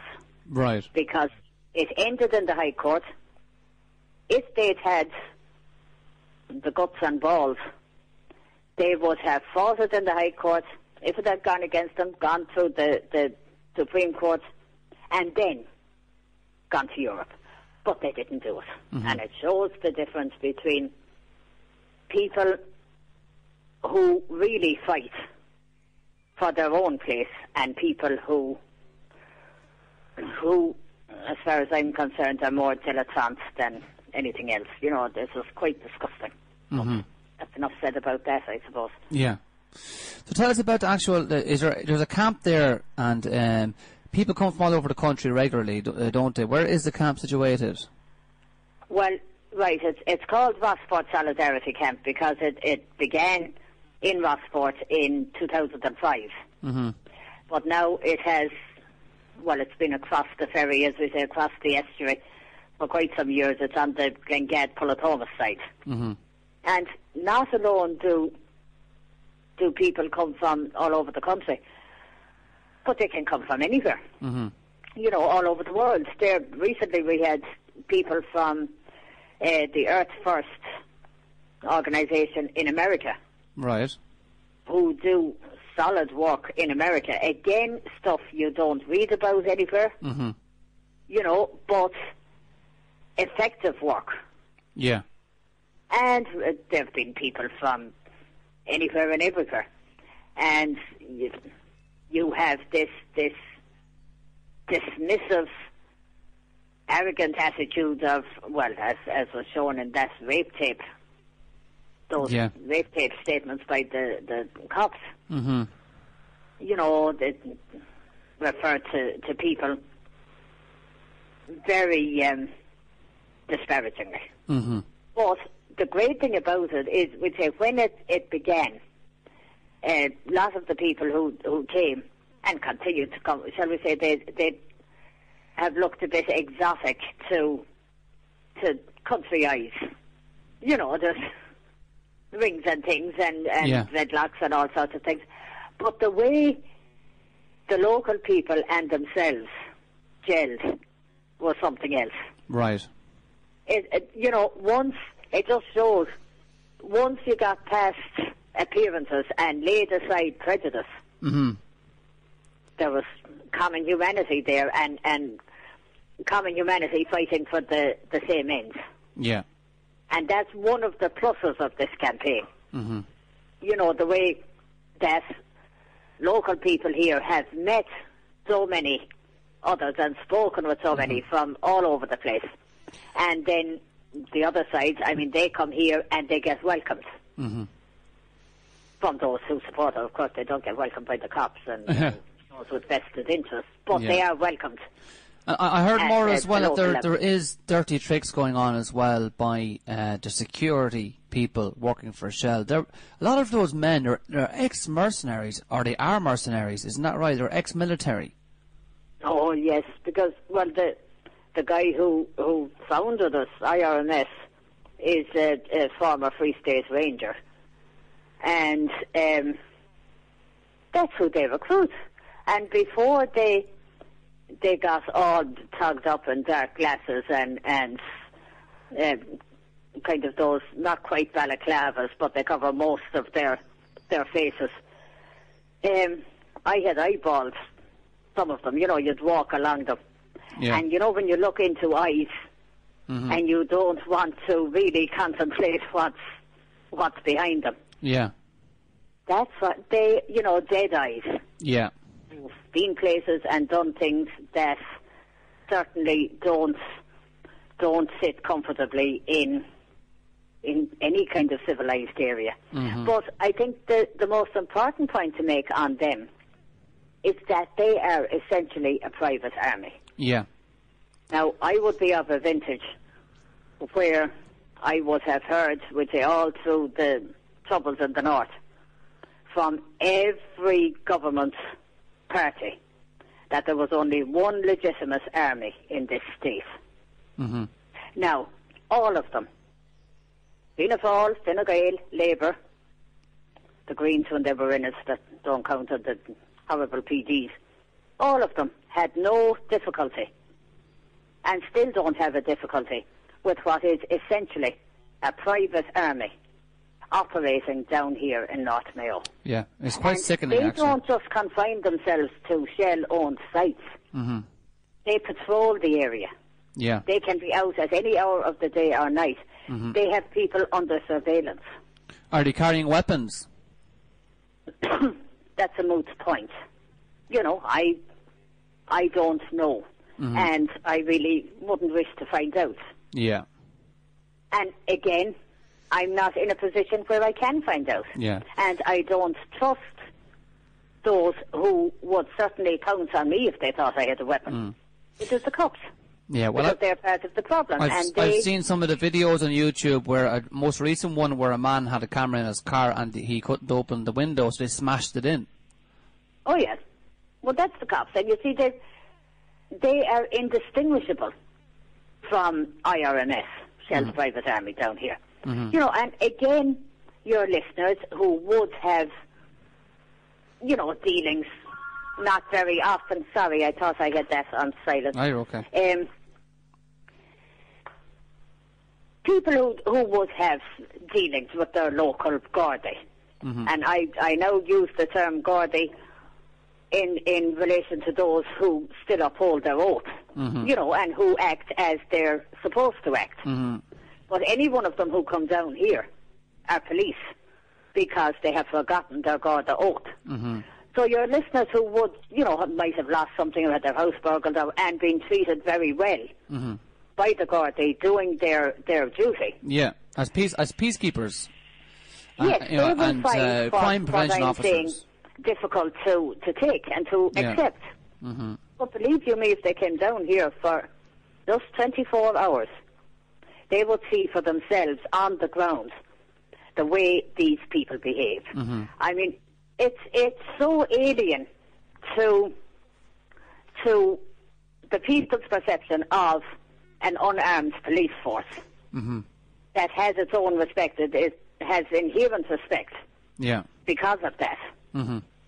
But quite simply, they behave like thugs down here. And they have no difficulty going into court, taking up a Bible, saying a few words, casting it aside and saying whatever it is they feel like saying up there. And I can talk about that in one particular instance because recently a case was appealed from the district court. The district court decision was appealed to the circuit court. And the video evidence showed beyond any shadow of a doubt that the evidence the policeman had given was a pack of lies.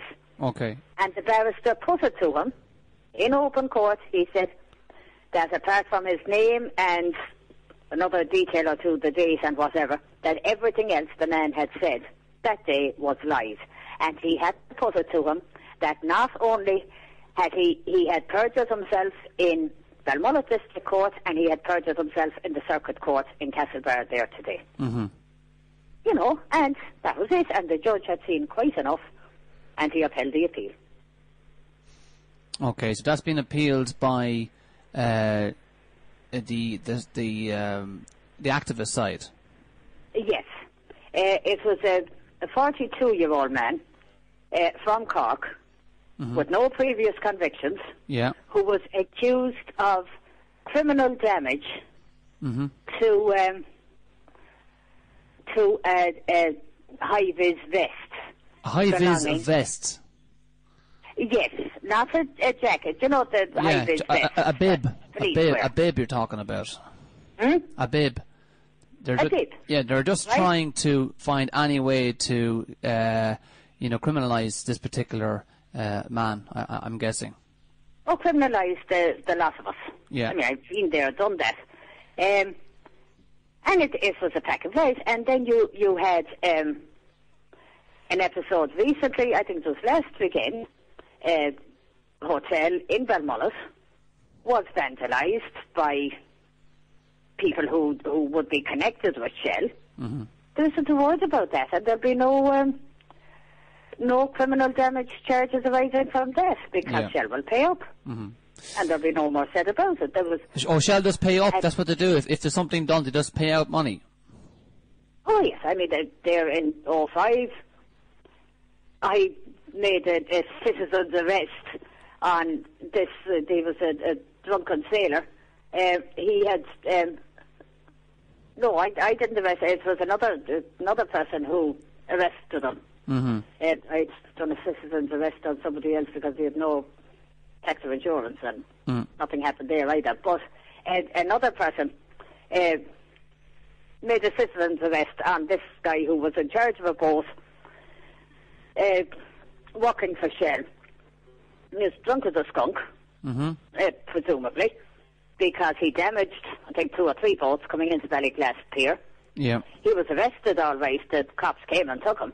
But then he skipped the country. Mm-hmm. So you don't read about that, or you don't...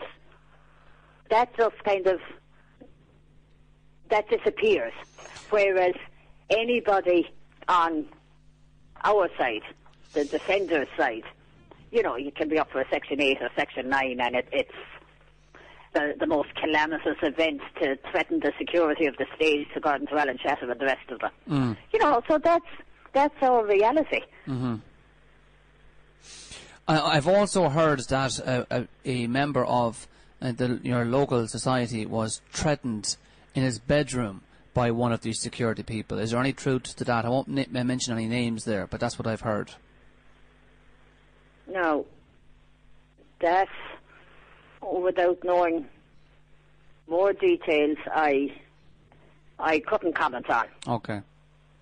In a bedroom, you said? In a bedroom. That there was a break into one of the locals' bedrooms and was threatened if he didn't stop doing what he was doing, that he wouldn't be around very much longer. Well, again, I'm not familiar with it. Okay. What I am familiar with is one of my daughters, who was in an apartment we have in Galway, and this is a few years ago, and 5 male police, 3 from Mill Street and 2 from our own area, landed in on top of her. They were looking for my son. Right. Who was supposed to have done something awful, I'm sure. I've forgotten now, and he hasn't been convicted of anything. But again, this big brouhaha. Mm-hmm. And 5 of them. Yeah. And she literally woke up to find the 5 of them around her bed. And one of them kind of said, well, look what we have here. Very frightening, yeah. So that I can talk about. And did they have a warrant to enter the premises? No, they did not.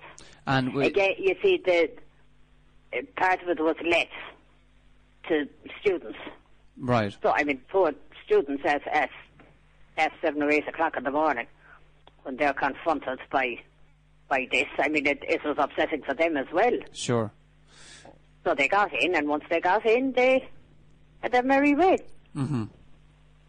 And again, always, we didn't pursue it as we should have done, because that's another element of this. It desensitizes you. Yeah. To a degree.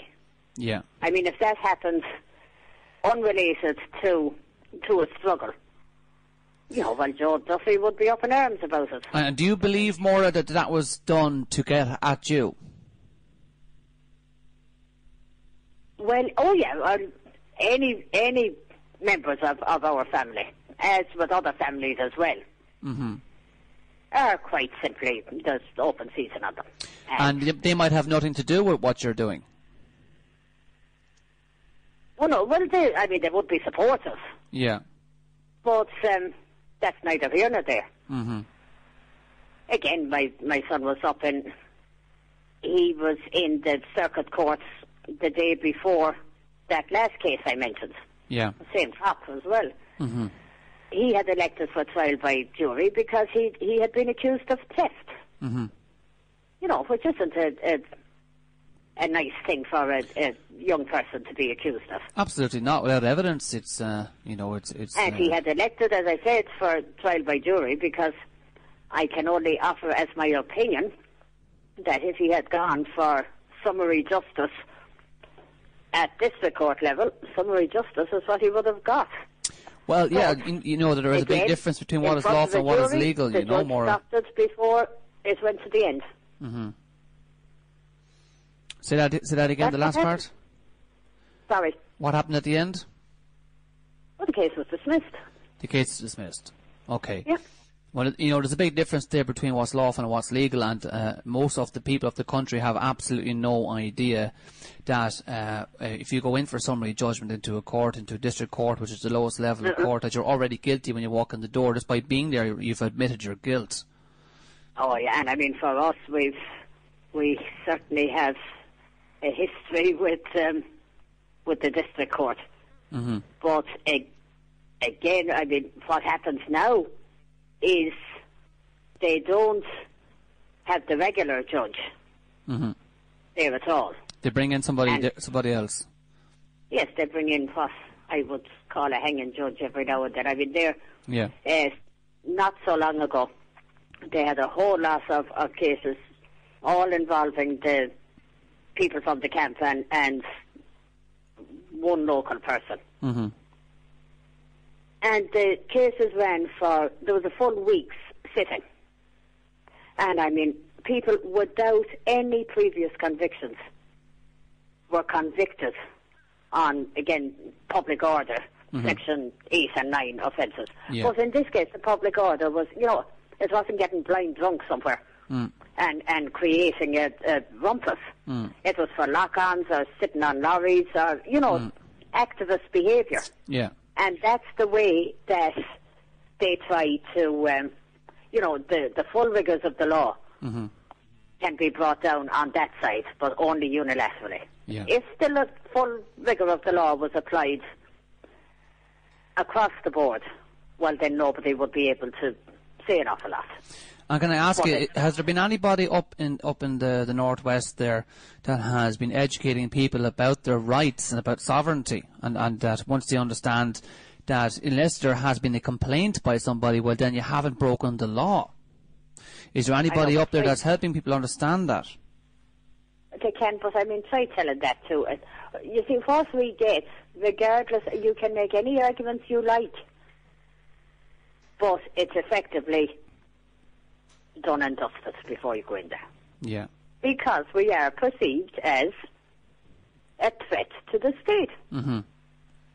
Now, I will admit we're a threat to cosy elites, and I don't mind being that. Yeah. But again, people, and even myself, it took me a while to realise that there's an awful difference between law and justice, because people going into court who aren't familiar with it think they're going to get justice. Yeah, they're very ignorant to it, yeah, absolutely. I've been in courts many times over the last couple of years supporting people, and I've learned an awful lot about how the court system actually works, and I've read an awful lot about it as well. I've done a lot of independent study into the law. And what I've discovered, Maura, is that we had our own system of law in this country that was very much alive up until the 17th century, called the Brehon Laws. The Brehon Laws. Again, the Brehon Laws had an inherent fairness in them. Yeah. So but then, of course, we couldn't have that.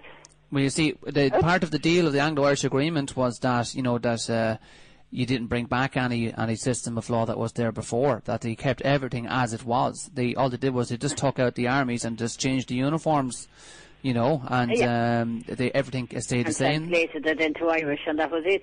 Yeah, that's it. All the laws are all English laws. The councils come from England. Counties come from England. You know, these are not our systems of culture and living and social, you know, connectedness between all the different groups of people that live in the country. That's not how we should be living. We should be living within our own culture and our own system of law. Well, I mean, quite simply, the laws are there to protect property, and that's it. That's it, yeah. But even then, they're selectively applied. Yeah. You know, so, but it's unfortunate that people don't realise that, but it's understandable.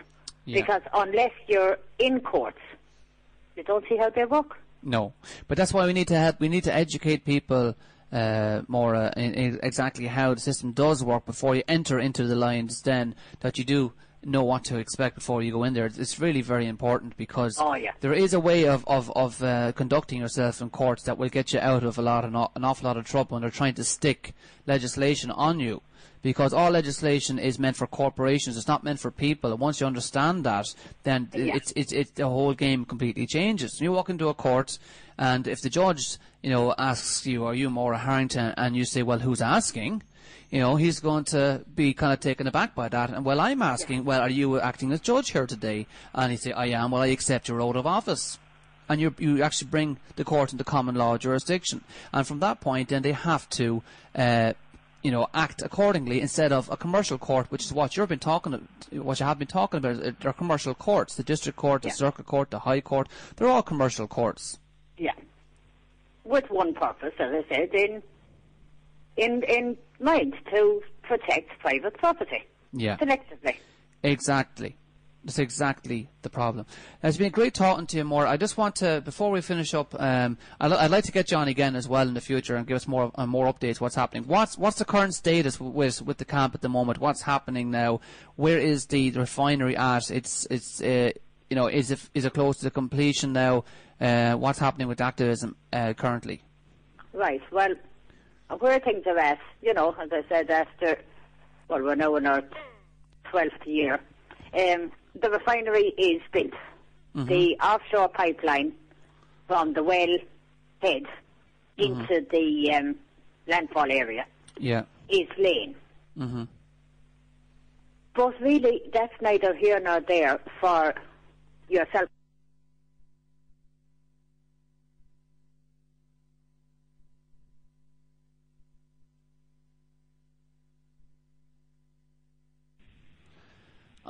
Exactly, yeah. Or unless they're Norwegian citizens that will benefit from that. That's right, yeah.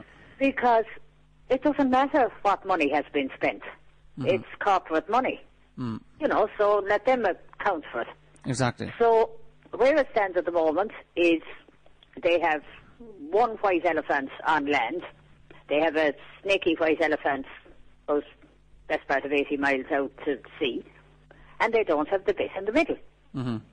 And the bit in the middle it's no more than 5 miles, but it's 5 miles upon which an awful lot depends for the future of this country. Right. And as I said, they're now trying to build a tunnel longer than the Dublin Port Tunnel, which is a massive construction undertaking in itself. And as I said, in the middle of nowhere, where stuff has to be hauled here, there, and everywhere else, not to mention your carbon footprint. Mm-hmm. But it shows that it is being built not just for one titchy pipeline, but for not alone gas pipelines, but also oil pipelines. Mm-hmm. So that is where the struggle is now. And as I say in court as well, all you have to do is win once. Mm. You know, so it's ongoing for at least the next 2 years. Okay. And it will be longer and longer the more it's delayed. Mm-hmm. Now, the camp are having a gathering on the June bank holiday weekend. Mm-hmm.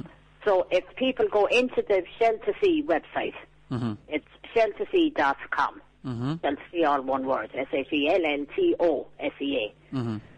Shell2sea.com. And if they start, you know, having a look at that every now and then, the details of that June gathering, are up on the website. Mm-hmm. And there's stuff published there nearly every day. Mm-hmm.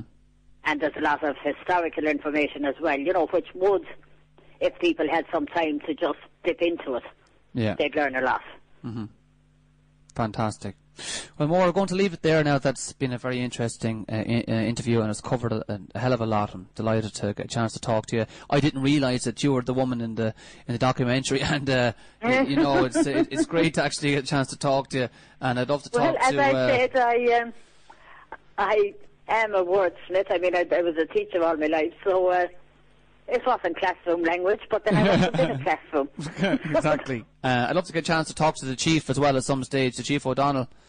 Yes, and he talked to you. He's a lovely man. I'd love to. If you can organise that for me, I'd love to talk to him at some stage. It'd be great. Look, thanks a million again for giving me the opportunity, because it's great to be allowed to have our voices heard. Well, that's the whole point of Are you aware of the Awaken movement, the Awaken Ireland movement that's happening around the country? You are aware of it? Okay. Yes.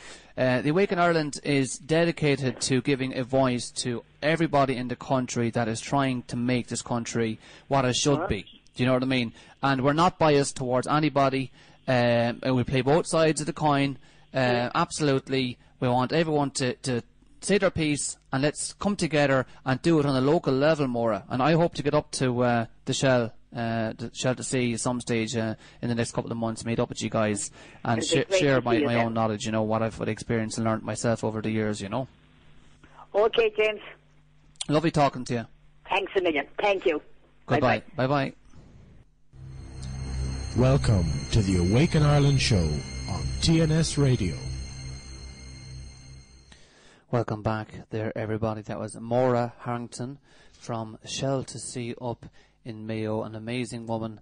I was delighted to get to talk to her today, Paul. What do you think of that? Fantastic. Shocking, actually. Yeah. Absolutely shocking. Isn't it great to be able to broadcast that level of truth about what's really going on behind the scenes, Absolutely. Those people need help up there. They do. Yeah. They do. A lot more help. This is not going away. I mean, their campaign is by no means finished, and it won't be. No. Until there's a regime change, I can't see it getting much better for anybody up there, really, No. So, let's put the call out to people. If you can get up to Rossport, please get up there and help out as often as you can, or let other people know that are close by that might be able to travel up, and hopefully that we can help out as much as we can. But they definitely need to learn a little bit more about sovereignty, Paul. Absolutely, yeah. Because I mean, from that interview, if you remember what she was talking about, that they're pretty much going into court and getting handed their arse in court by the judges because they don't understand the difference between lawful and illegal. If they're going in there and if they're asking where the complaint is and where the injured party is, well, then it's a complete different ball game, where they can't stick these ridiculous Section 8 or Section 10 or whatever sections they want from the man-made legislation that they can make up willy-nilly and enforce willy-nilly. They can't just enforce on them, and it stops the guards from making up lies as well about them being, their uniform getting ripped or whatever, because there's no injured party. Well, then what's the problem? Do you know what I mean? We should maybe organise then to go up to Rossport, get a couple of people to go up, maybe Harry, Vinny, whoever has time. Yeah. Everybody, I'm sure, has interest. People who are listening in would like to go and help inform.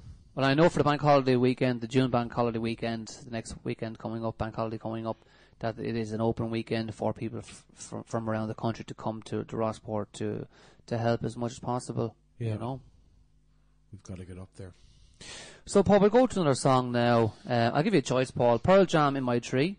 Pearl Jam, Education. Ben Harper, Fight for Your Mind. Ben Harper, Oppression. What would you like? I'll go for some education, please.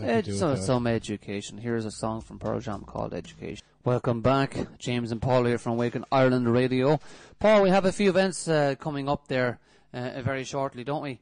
This weekend we have, the weekend coming we have in the Lorgan Park Hotel, the Perkins event, 27th, 28th of May. 27th, just the 27th, just one. Just the 27th. Just the 27th, Paul, yeah. It's John Perkins. John Perkins, yeah. John Perkins, Stacey Herbert, Max Kaiser, Engel as well. There's Mr. Engel as well. Ian Crane. Ian Crane. Yeah. In the UK. It's the tickets are selling like hotcakes, and it seems to be like it's going to be a sellout gig, and it's going to get an awful lot of attention. I believe in Dublin and further afield internationally, I think that there will be an acknowledgement of this particular event. Yeah, Manchester and London, isn't it? Yeah, they're the other as events. well. Yeah.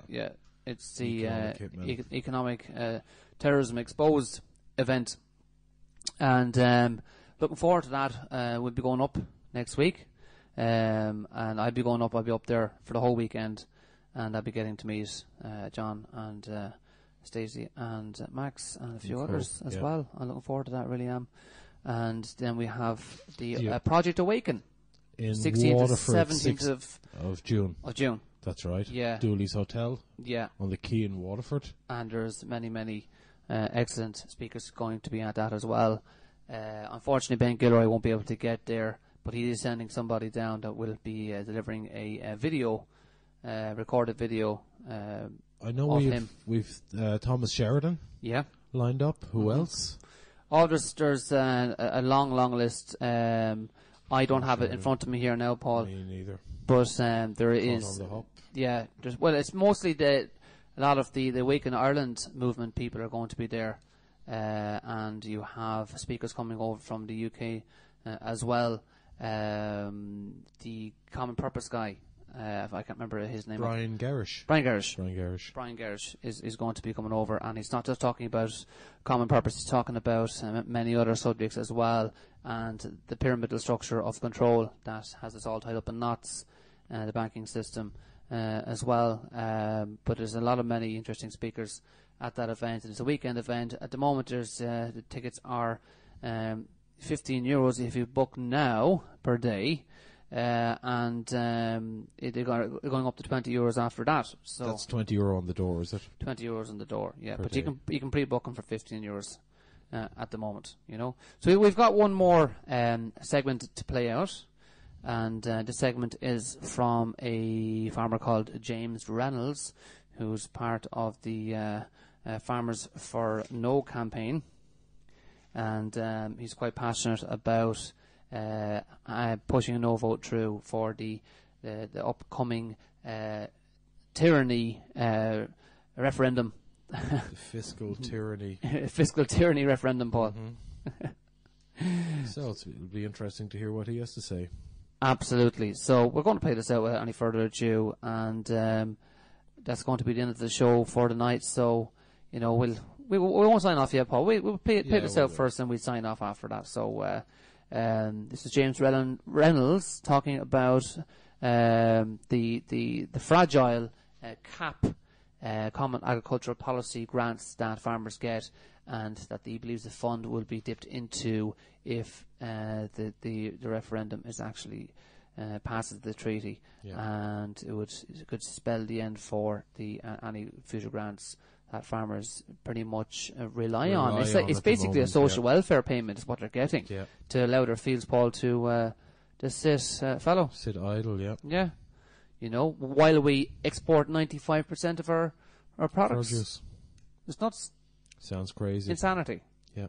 And we import, similar again from other countries, which what we're growing here. It doesn't make any sense whatsoever. But that's the way it's set up all over the world. It's not just local to Ireland. It's everywhere.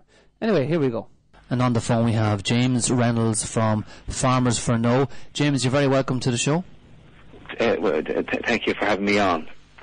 You're very welcome. James, if you can just tell us a little bit about your background. You're part of this group, Farmers for No. How did you get involved with that? I got involved, we set up Farmers for No as an ad hoc organisation of necessity, because we've seen that there was no debate or discussion in the farming community in relation to the fiscal austerity treaty that has been put before the electorate on the May the 31st referendum. And myself and David Thompson and others felt that there was a necessity to set up an organisation like Farmers for No to provide a forum for debate on this very important issue that will impact very negatively on the future of Irish agriculture if it's ratified. Absolutely. Okay, can I ask you, has the cap policy legislation that's been there for many years now, has that been of benefit to Irish farming, do you think, over the period? That's debatable, and I'm giving you an ambivalent answer to this, because when we joined the EEC in 1973, we had 300,000 full-time farmers. Right. Today we have less than 130,000 farmers, of whom barely 30,000 are classified as full-time. That's incredible. That's a destruction. Really. That's the statistics. And what the cap has done, because you see, the Common Agricultural Policy has also included, and there has been another EU policy that has been part and parcel of the Common Agricultural Policy, known as the Cheap Food Policy. Okay. And the Cheap Food Policy, by its very name, is to provide the purpose of that Cheap Food Policy was to. The EU policy was to ensure that farm gate prices were kept artificially low, below the normal market price level, in order to ensure that most people can afford food at affordable prices. But the background to it, of course, was in the aftermath and the background to the formation of the common market, the EEC, and the European coal and steel community before it, was the Second World War and the devastation of the Second World War and the starvation, which most of Europe experienced in the years afterwards, immediately after 1945. So one could justify having a cheap food policy or common agricultural policy that it would ensure that every person in Europe would be fed and food would be provided at affordable low prices for consumers. But we have moved, thanks be to God, we've moved on from the days of the Second World War in the 1950s. Okay. And in the modern era, we should. Most people are capable of affording to pay for food, and the amount of an individual consumer's disposable income that's spent on food has diminished over the years. So people are spending more on luxury goods than they are on food at the moment, and but that's the background to the CFP and the CAP. So you asked me, was it overall a benefit to agriculture? And I would say no, it has not been. It has held back agriculture. It's held back the potential that agriculture has to drive the Irish economy and the rural economy in particular. On the other side, it's also created a dependency culture, and farmers are almost reduced now to the status of being welfare dependents. They spend more time filling forms, adhering to cross-compliance regulations of the EU Commission, EU Commission audits that are carried out by the Department of Agriculture on their behalf, the eye in the sky, the farmers, the freedom to farm is a pipe dream. The freedom to farm it doesn't exist anymore. In other words, that I as a farmer can plough haven't got the freedom to plough a field or plough a garden to grow crops. So James, for my own family. So you have to amend your area aid application. Farmers, I would have to amend my area aid application and go through an awful lot of cross-compliance checks and an awful lot of trouble just to do what I want with my own land. So from that, but yet on the other side of the equation, because, as I said to you, because farmers have been turned into welfare dependents in the sense that most farmers depend on for their sustenance and for their income on the single farm payment, on farm subsidies, because very few farmers would be independently profitable were it not for subsidies. James, are we going back to the point of tenancy farmers again? Going back to the famine times, pretty much, where you've got large landowners. Is the EU resembling the large landowner now? Well, the EU favours corporate agriculture. There's no question about that. Yeah. There's no question about that. But one time, if you look at the last 10 years in particular, it's very striking that the average farm size has increased. To remain viable in agriculture, you have to scale up. At one time, a farm of 40 or 50 statute acres would feed a family, and and I'm not talking about too long ago. I'm talking about back in the 1980s. There were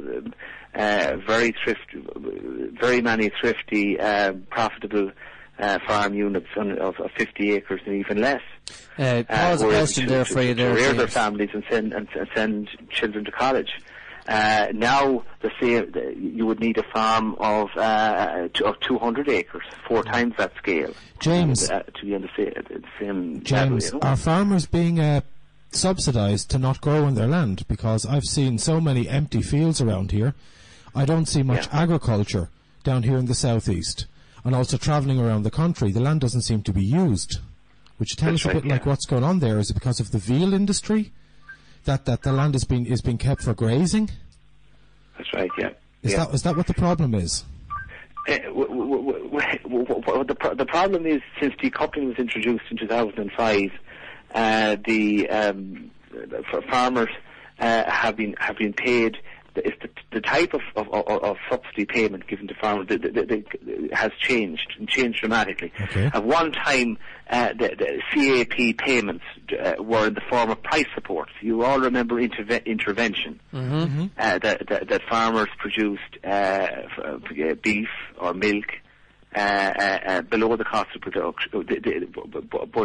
What happened in that situation was that the prices that they obtained from the marketplace was artificially bolstered by the fact that you had that the EU intervened to purchase quantities of butter or quantities of beef and put into cold storage. Mm-hmm. Yeah. And that created an artificial demand to ensure that prices remained at a certain level. And that's where the idea of the milk mountain and the milk lake and the butter mountain and the meat mountain came from. Are you actually? But what's happened is you've seen an evolution of thought in the EU. The EU realised that they couldn't afford that this was because they depended on European taxpayers to fund the CAP. Their tolerance when there were so many people growing hungry in the world of having in the third world, especially when you have it was very difficult politically to defend the policy of having food in cold storage while other people were without food. So politically what happened was that they moved away gradually from that system since the time of EU Commissioner Ray McSharry. Yeah. They moved away to a different system whereby instead of price support, CAP support for agriculture being in the form of price supports, like intervention, whatever, that kept up the farm gate prices artificially high. Mm-hmm. You had a situation where they replaced that with, they lowered they withdrew that intervention and price support, and they replaced and export refunds to countries outside. That's another support mechanism. Countries exports to countries outside the EU that couldn't afford to pay the normal market price and had to, for agricultural commodities, had to pay the world price food. Wow. And the EU made up the difference in the form of an export refund subsidy. What they done was they phased those out and they replaced that with a check in the post for farmers, that farmers would receive a coupled payment, a sucker cow premium payment, a special beef premium payment, a bull premium payment, a ewe premium payment, extensification premium top-up. These coupled payments to compensate farmers for producing below the cost of production. And in 2000, and when Commissioner Franz Fischer came along, in 2002, he proposed a radical change in the Common Agricultural Policy, that instead of coupled payments, subsidies being linked to actual production, that they would actually be only historically linked to production, to break the link with production. And most farmers now receive a cheque in the post in the form of a single farm payment that is based on what each individual farmer historically drew down, and as an average in terms of isn't that very dangerous, James?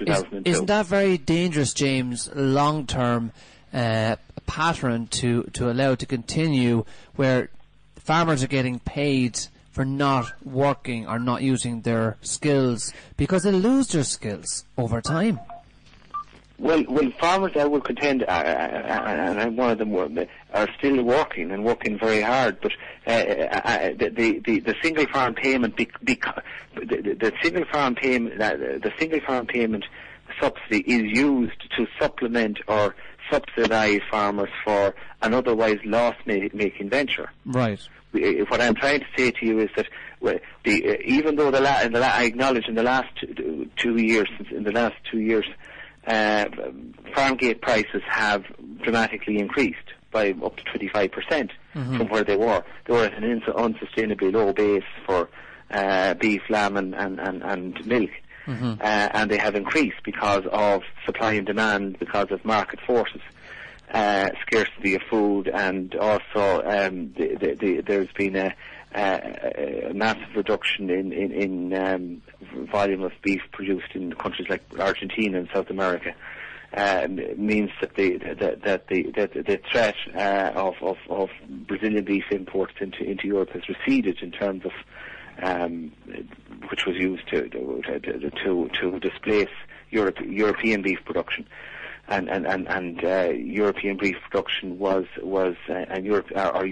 European markets for beef were undermined by these imports from other countries.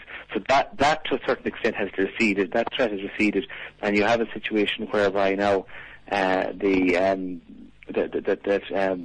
farm gate prices have dramatically increased. But yet the cost of production, because fertilizer, for example, is an oil-based product, and it has fertilizer and input costs. The cost of concentrates have escalated dramatically in price in the last 2 years, and the costs of production are outstripping the gains in terms of farm gate prices, and therefore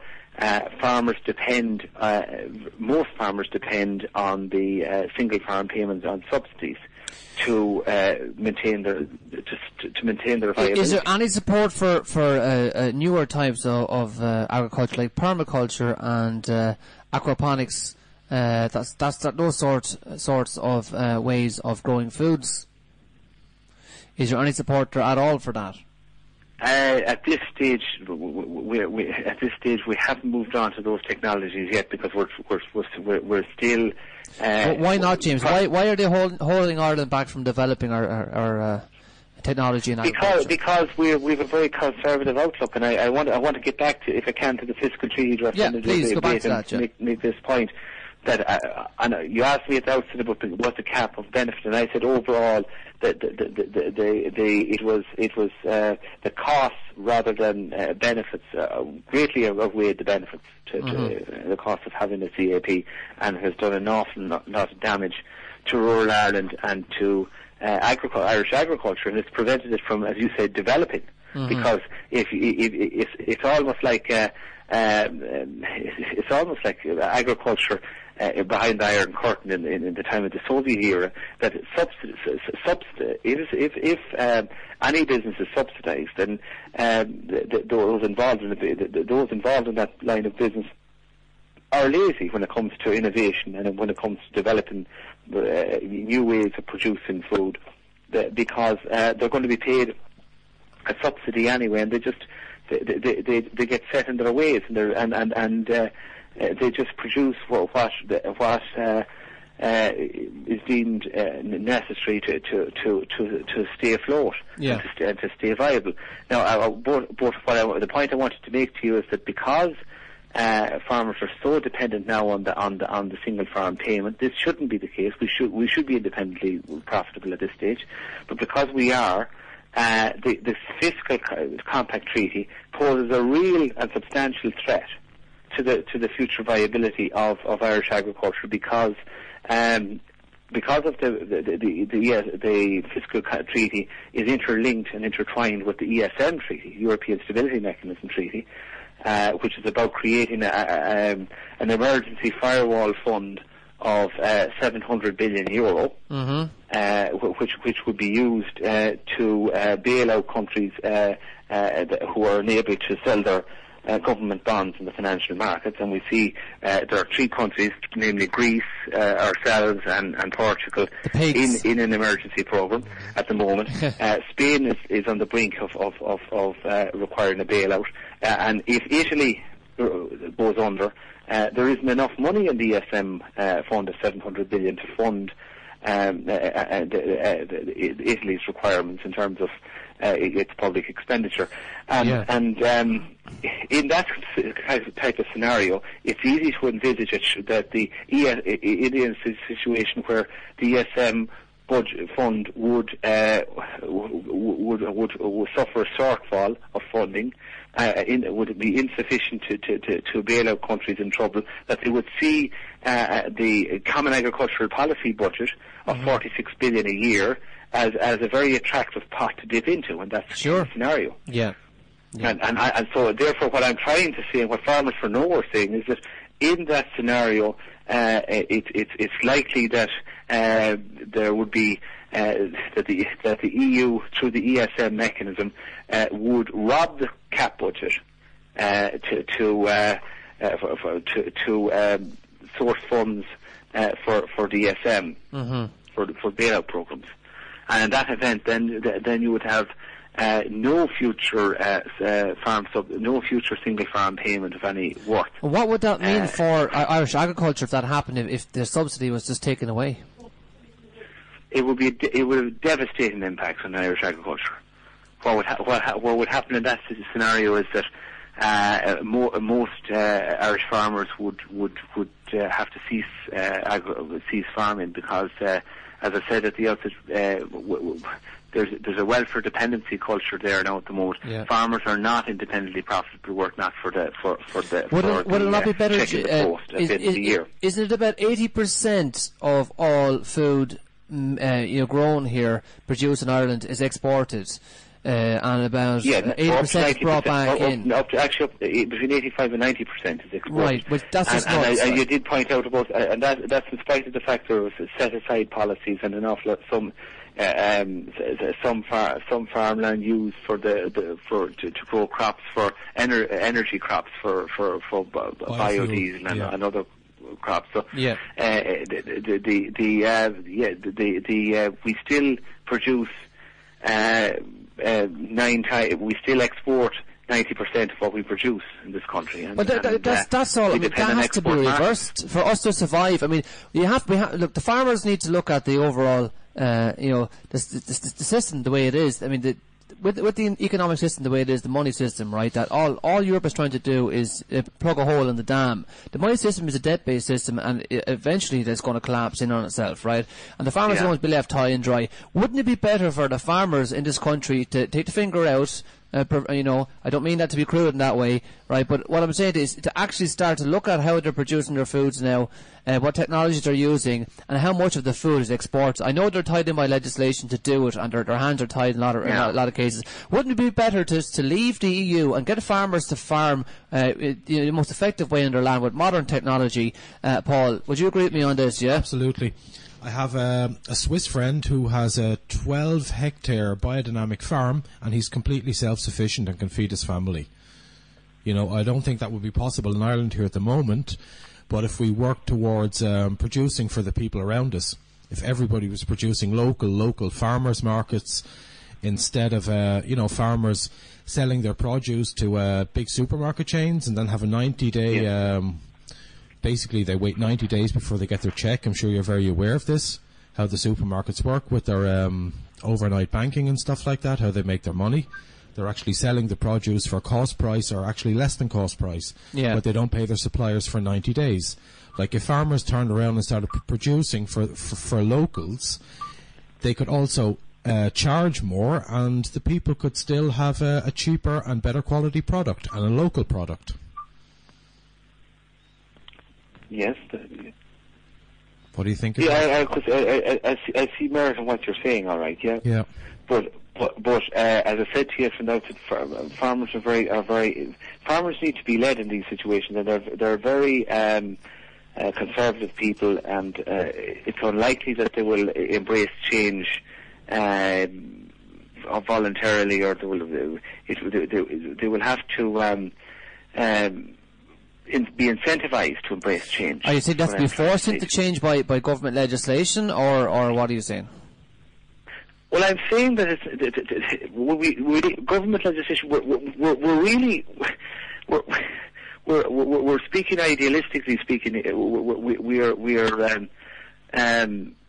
it's pie in the sky stuff we're talking about, because none of us are in a position to enact such legislation. We're not in government. We can't enact those changes. The people who are in government are unfortunately very willing to implement the policies imposed by their EU masters in Brussels, and they're not prepared to countenance any legislative changes that would enhance the agricultural sector, or would be of real benefit to the country economically. Yeah. Maybe it's time to stand up and say no. That's my point. That you see what you're saying idealistically, I agree with you, but to enact this, you know. Oh, to enact it. I know, for example, farmers who have switched to organic production, and they were very disappointed because they find that they are paid similar prices for their in terms of farm gate prices for their produce that they would receive if they were producing conventionally. Then maybe all farmers should turn around and refuse to supply these people. You know, if people are pushing the prices down, then farmers should maybe get together and say, no, we're not going to put up with that. You know, I don't know what. I know that, in an ideal world, that would happen, but unfortunately, you see, going back to the referendum campaign, that most of the Irish, the co-ops, and I think the cooperatives are a fantastic idea, but cooperatives down the years have become corrupted, and many co-ops are PLCs now at the moment, and they're not thinking of their farmer members. They're thinking of profit margins. And they're behaving some of the co-ops are some of the are some of the worst offenders when it comes to predatory pricing and in relation to the way they treat their own farmer suppliers. Well, it's time to name and shame them and take the wind out of these people's sails. Yeah, well, look, I'm in agreement with you, but it's not going to happen overnight. And I think the best way to do that is that we secure a no vote. It's a start, it's a beginning. Absolutely. I'm very much of the view that we really need an alternative political voice in this country. We need a new political party in this country, that would articulate common sense policies that would be of benefit to the Irish population. Well, James, I think that the system is so embedded in our culture at this stage, right? The political system, the economic system, and the law system as well. Yeah. The only way that we can actually bring about real change, long-lasting change, is if we have, a popular movement. You know, and you have to restructure the political establishment. You have to restructure the economic establishment. You have to restructure the legal establishment. It's the only way we'll actually be able to implement any of these idealistic ideas that we're talking about.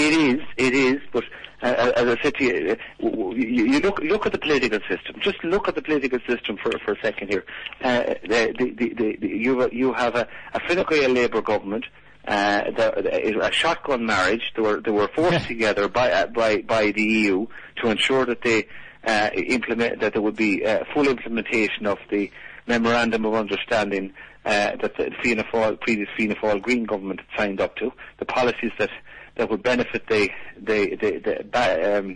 bankers and bondholders that took a punt on the Irish property bubble and lost.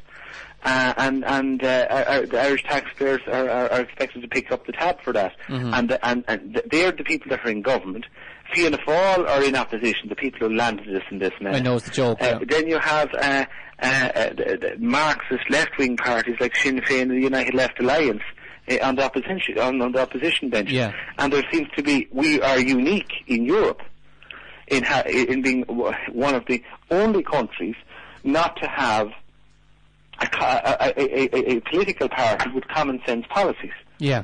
And right of centre political parties with common sense policies that's pro-enterprise, that in the current climate would wish to, it can be argued that Charlie McCreevy's radical tax reduction policies fueled the boom that was going to ultimately collapse and destroy the economy.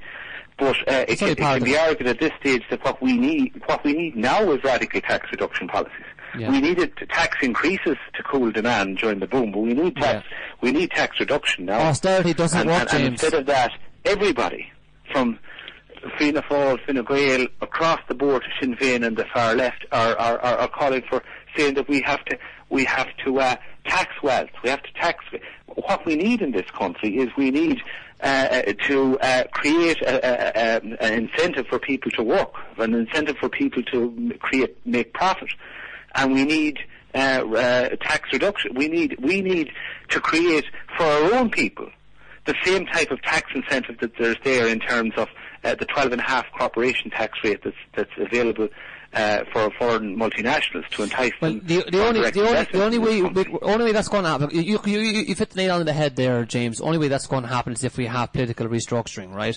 Now, Ben Gilroy, have you heard of the guy called Ben Gilroy that stopped the sheriff? Have you heard of that man? Pardon? Ben Gilroy. Have you heard of Ben Gilroy? I heard of Ben Gilroy, yeah. Ben Gilroy stopped the sheriff, and there's a new YouTube video called Ben Gilroy halts the receiver, right? Yeah. So you should have a look at those videos if you get an opportunity. Now, they're very, very... I will, of course, yeah. Now, Ben Gilroy, what he's doing is he's setting up a party at the moment called the Direct Democracy Party, and the reasons why he's doing that is he wants to bring about political restructuring for proper change, because if we don't do that, we're in big trouble. Now, we had direct democracy in our constitution before, and it was taken out in 1937, right? And that constitutional document, a part of the document of the Constitution, okay, that section. James, I believe it's People for Economic Justice. Yeah, that's Ben Gilroy's That's Ben Gilroy's Yeah, People for Economic Justice. In 1937, they took out the section of the Constitution that basically stopped the Irish people being able to pull the government up on certain legislation or reverse legislation or hold members of Parliament accountable for their actions. Okay, yes. So he's trying to get this 2 articles back in again that will hold politicians accountable for their decisions, okay, and also to be able to reverse legislation, okay. And if he manages to do that, it'll be a completely different ball game. Paul lived in Switzerland for many years, and Paul, they have cantons over there, there are counties. Right, 26 cantons. Cantons, yeah. And they have direct democracy there. They can reverse legislation, can't they, Paul, over there? Yes, plus they have a lot of small farmers who can live, funnily enough, who have their own biogas systems, and they can actually survive. And Switzerland is only half the size of Ireland, with double the population, and 70% of the country is uninhabitable because of the mountains. So people are basically they're limited to living in the valleys and farming the valleys. And if you see the job they did in that country, I mean, we have so many opportunities here in this country, and we're just not taking the bull by the horns. No, we're squandering opportunities, but whilst I agree with you in relation to your analysis, and I agree with you in relation to direct democracy, direct democracy is fine. It's a noble concept and all that, but you still need the mechanics of and the machinery of a political system that would deliver for the people, and giving people the right to vote, petition and vote on various on matters of importance to them. Whilst it's very important, you need the right people in government to enact the responsible legislation and the right and the correct policies that would benefit the common good. With full accountability. Full accountability, yeah. Yeah. And transparency as well. Yeah. And transparency as well. And I go so far as to say that we need a system almost like the American system, where we have for example, in this country, the head of government in this country is not democratically accountable. People go and elect their local TDs, and then after the ballot is cast, it's at the discretion of the political parties to hammer out a deal whereby the majority of TDs will elect a government. That's an elected Taoiseach. That's not the way government should be. You should be like in the United States model. There should be a presidential election, and the president, who's directly accountable to the people, should be elected directly. It shouldn't be a figurehead ceremonial president like we have in the Phoenix Park. It should be a presidency with teeth and with power, and an accountable parliament. All aired with no whip system. Yeah, I agree. I agree with part of what you're saying there. You can be in Barack Obama's party and be again. Barack Obama hasn't been held accountable for any decisions he makes. The guy is a war criminal. Like, you know what I mean? It's he's sending thousands of soldiers to their death on wars of economics and natural resources. I'm talking about the system. I'm not getting into personalities or whatever. Sure. I'm not. The American system has been corrupted, just like our own political system. The problem that we have, James, is the problem that we have is that centralisation of power is not a good thing, right? And that we need to move away from that. That you really need a grassroots movement. The Awaken Ireland movement is a grassroots movement. What we're trying to do is trying to develop local areas to be more self-sufficient, self-sustainable, and to come up with solutions themselves. And you bring the power back to local government. And I would tend to agree with you especially if the wrong people centralise power. I'm talking about. I don't agree with centralisation of power, but what I do agree with is having checks and balances, and having a written constitution, and a constitution as the guarantor to the people that government cannot be, and power cannot be abused by those who hold power. Yeah. And that's very important in any system. But you have to have order, and you have to have authority, and you cannot have in any society that is not you have to have accountability is the most important thing. There's no accountability. You have chaos, you have ex-Taoiseachs walking around signing books, telling barefaced lies left, right and centre at tribunals and getting away with it. I mean, there's no accountability. Yeah. I mean, it's a joke. But come here anyway. Look, we're getting too political. What I'll say to you is thanks very much for the interview. Okay, is there any last message that you have for the Irish people in relation to the fiscal treaty? That they would reject the fiscal treaty on May the 31st and enable this country to send out a strong message that we're not going to be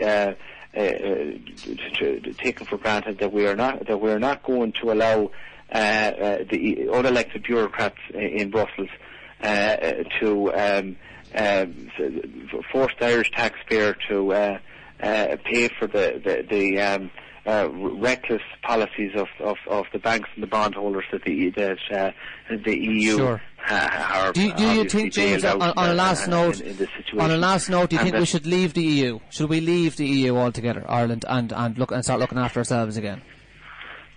I wouldn't say that. No, I know where you. I think that we can play a very useful role within the European Union. I think that if this treaty is ratified, and if the European Union continues to go down the road it's going down of further integration, of lack of democratic accountability, then a subjugation of nations, I think yes, that we will be better out of that club than in it. Mm-hmm. But I think that we haven't reached that point yet. And that's why I think, because you see what's happening in other countries, and gives me great hope. We're one of the. If we unfortunately did vote yes on May the 31st, we were one of the few countries to do so, because if they had a referendum. And I can't think of very many other EU member states that would vote yes. So as you said about grassroots movements all over Europe, there's a tremendous reaction against EU regulation and the creation of a Soviet type EU structure. There's a lot of grassroots resistance all over Europe to this. And I think that's going to get stronger and grow stronger down the absolutely. It will. Time follows. I agree with you with that. It will. Come here, we're going to have to leave you go. It's been great talking to you, James. And best of luck with your work. Okay. Thank you. Cheers. Bye. That was James Reynolds of the campaign group Farmers for No campaign. And thanks for James for giving us time there this morning to.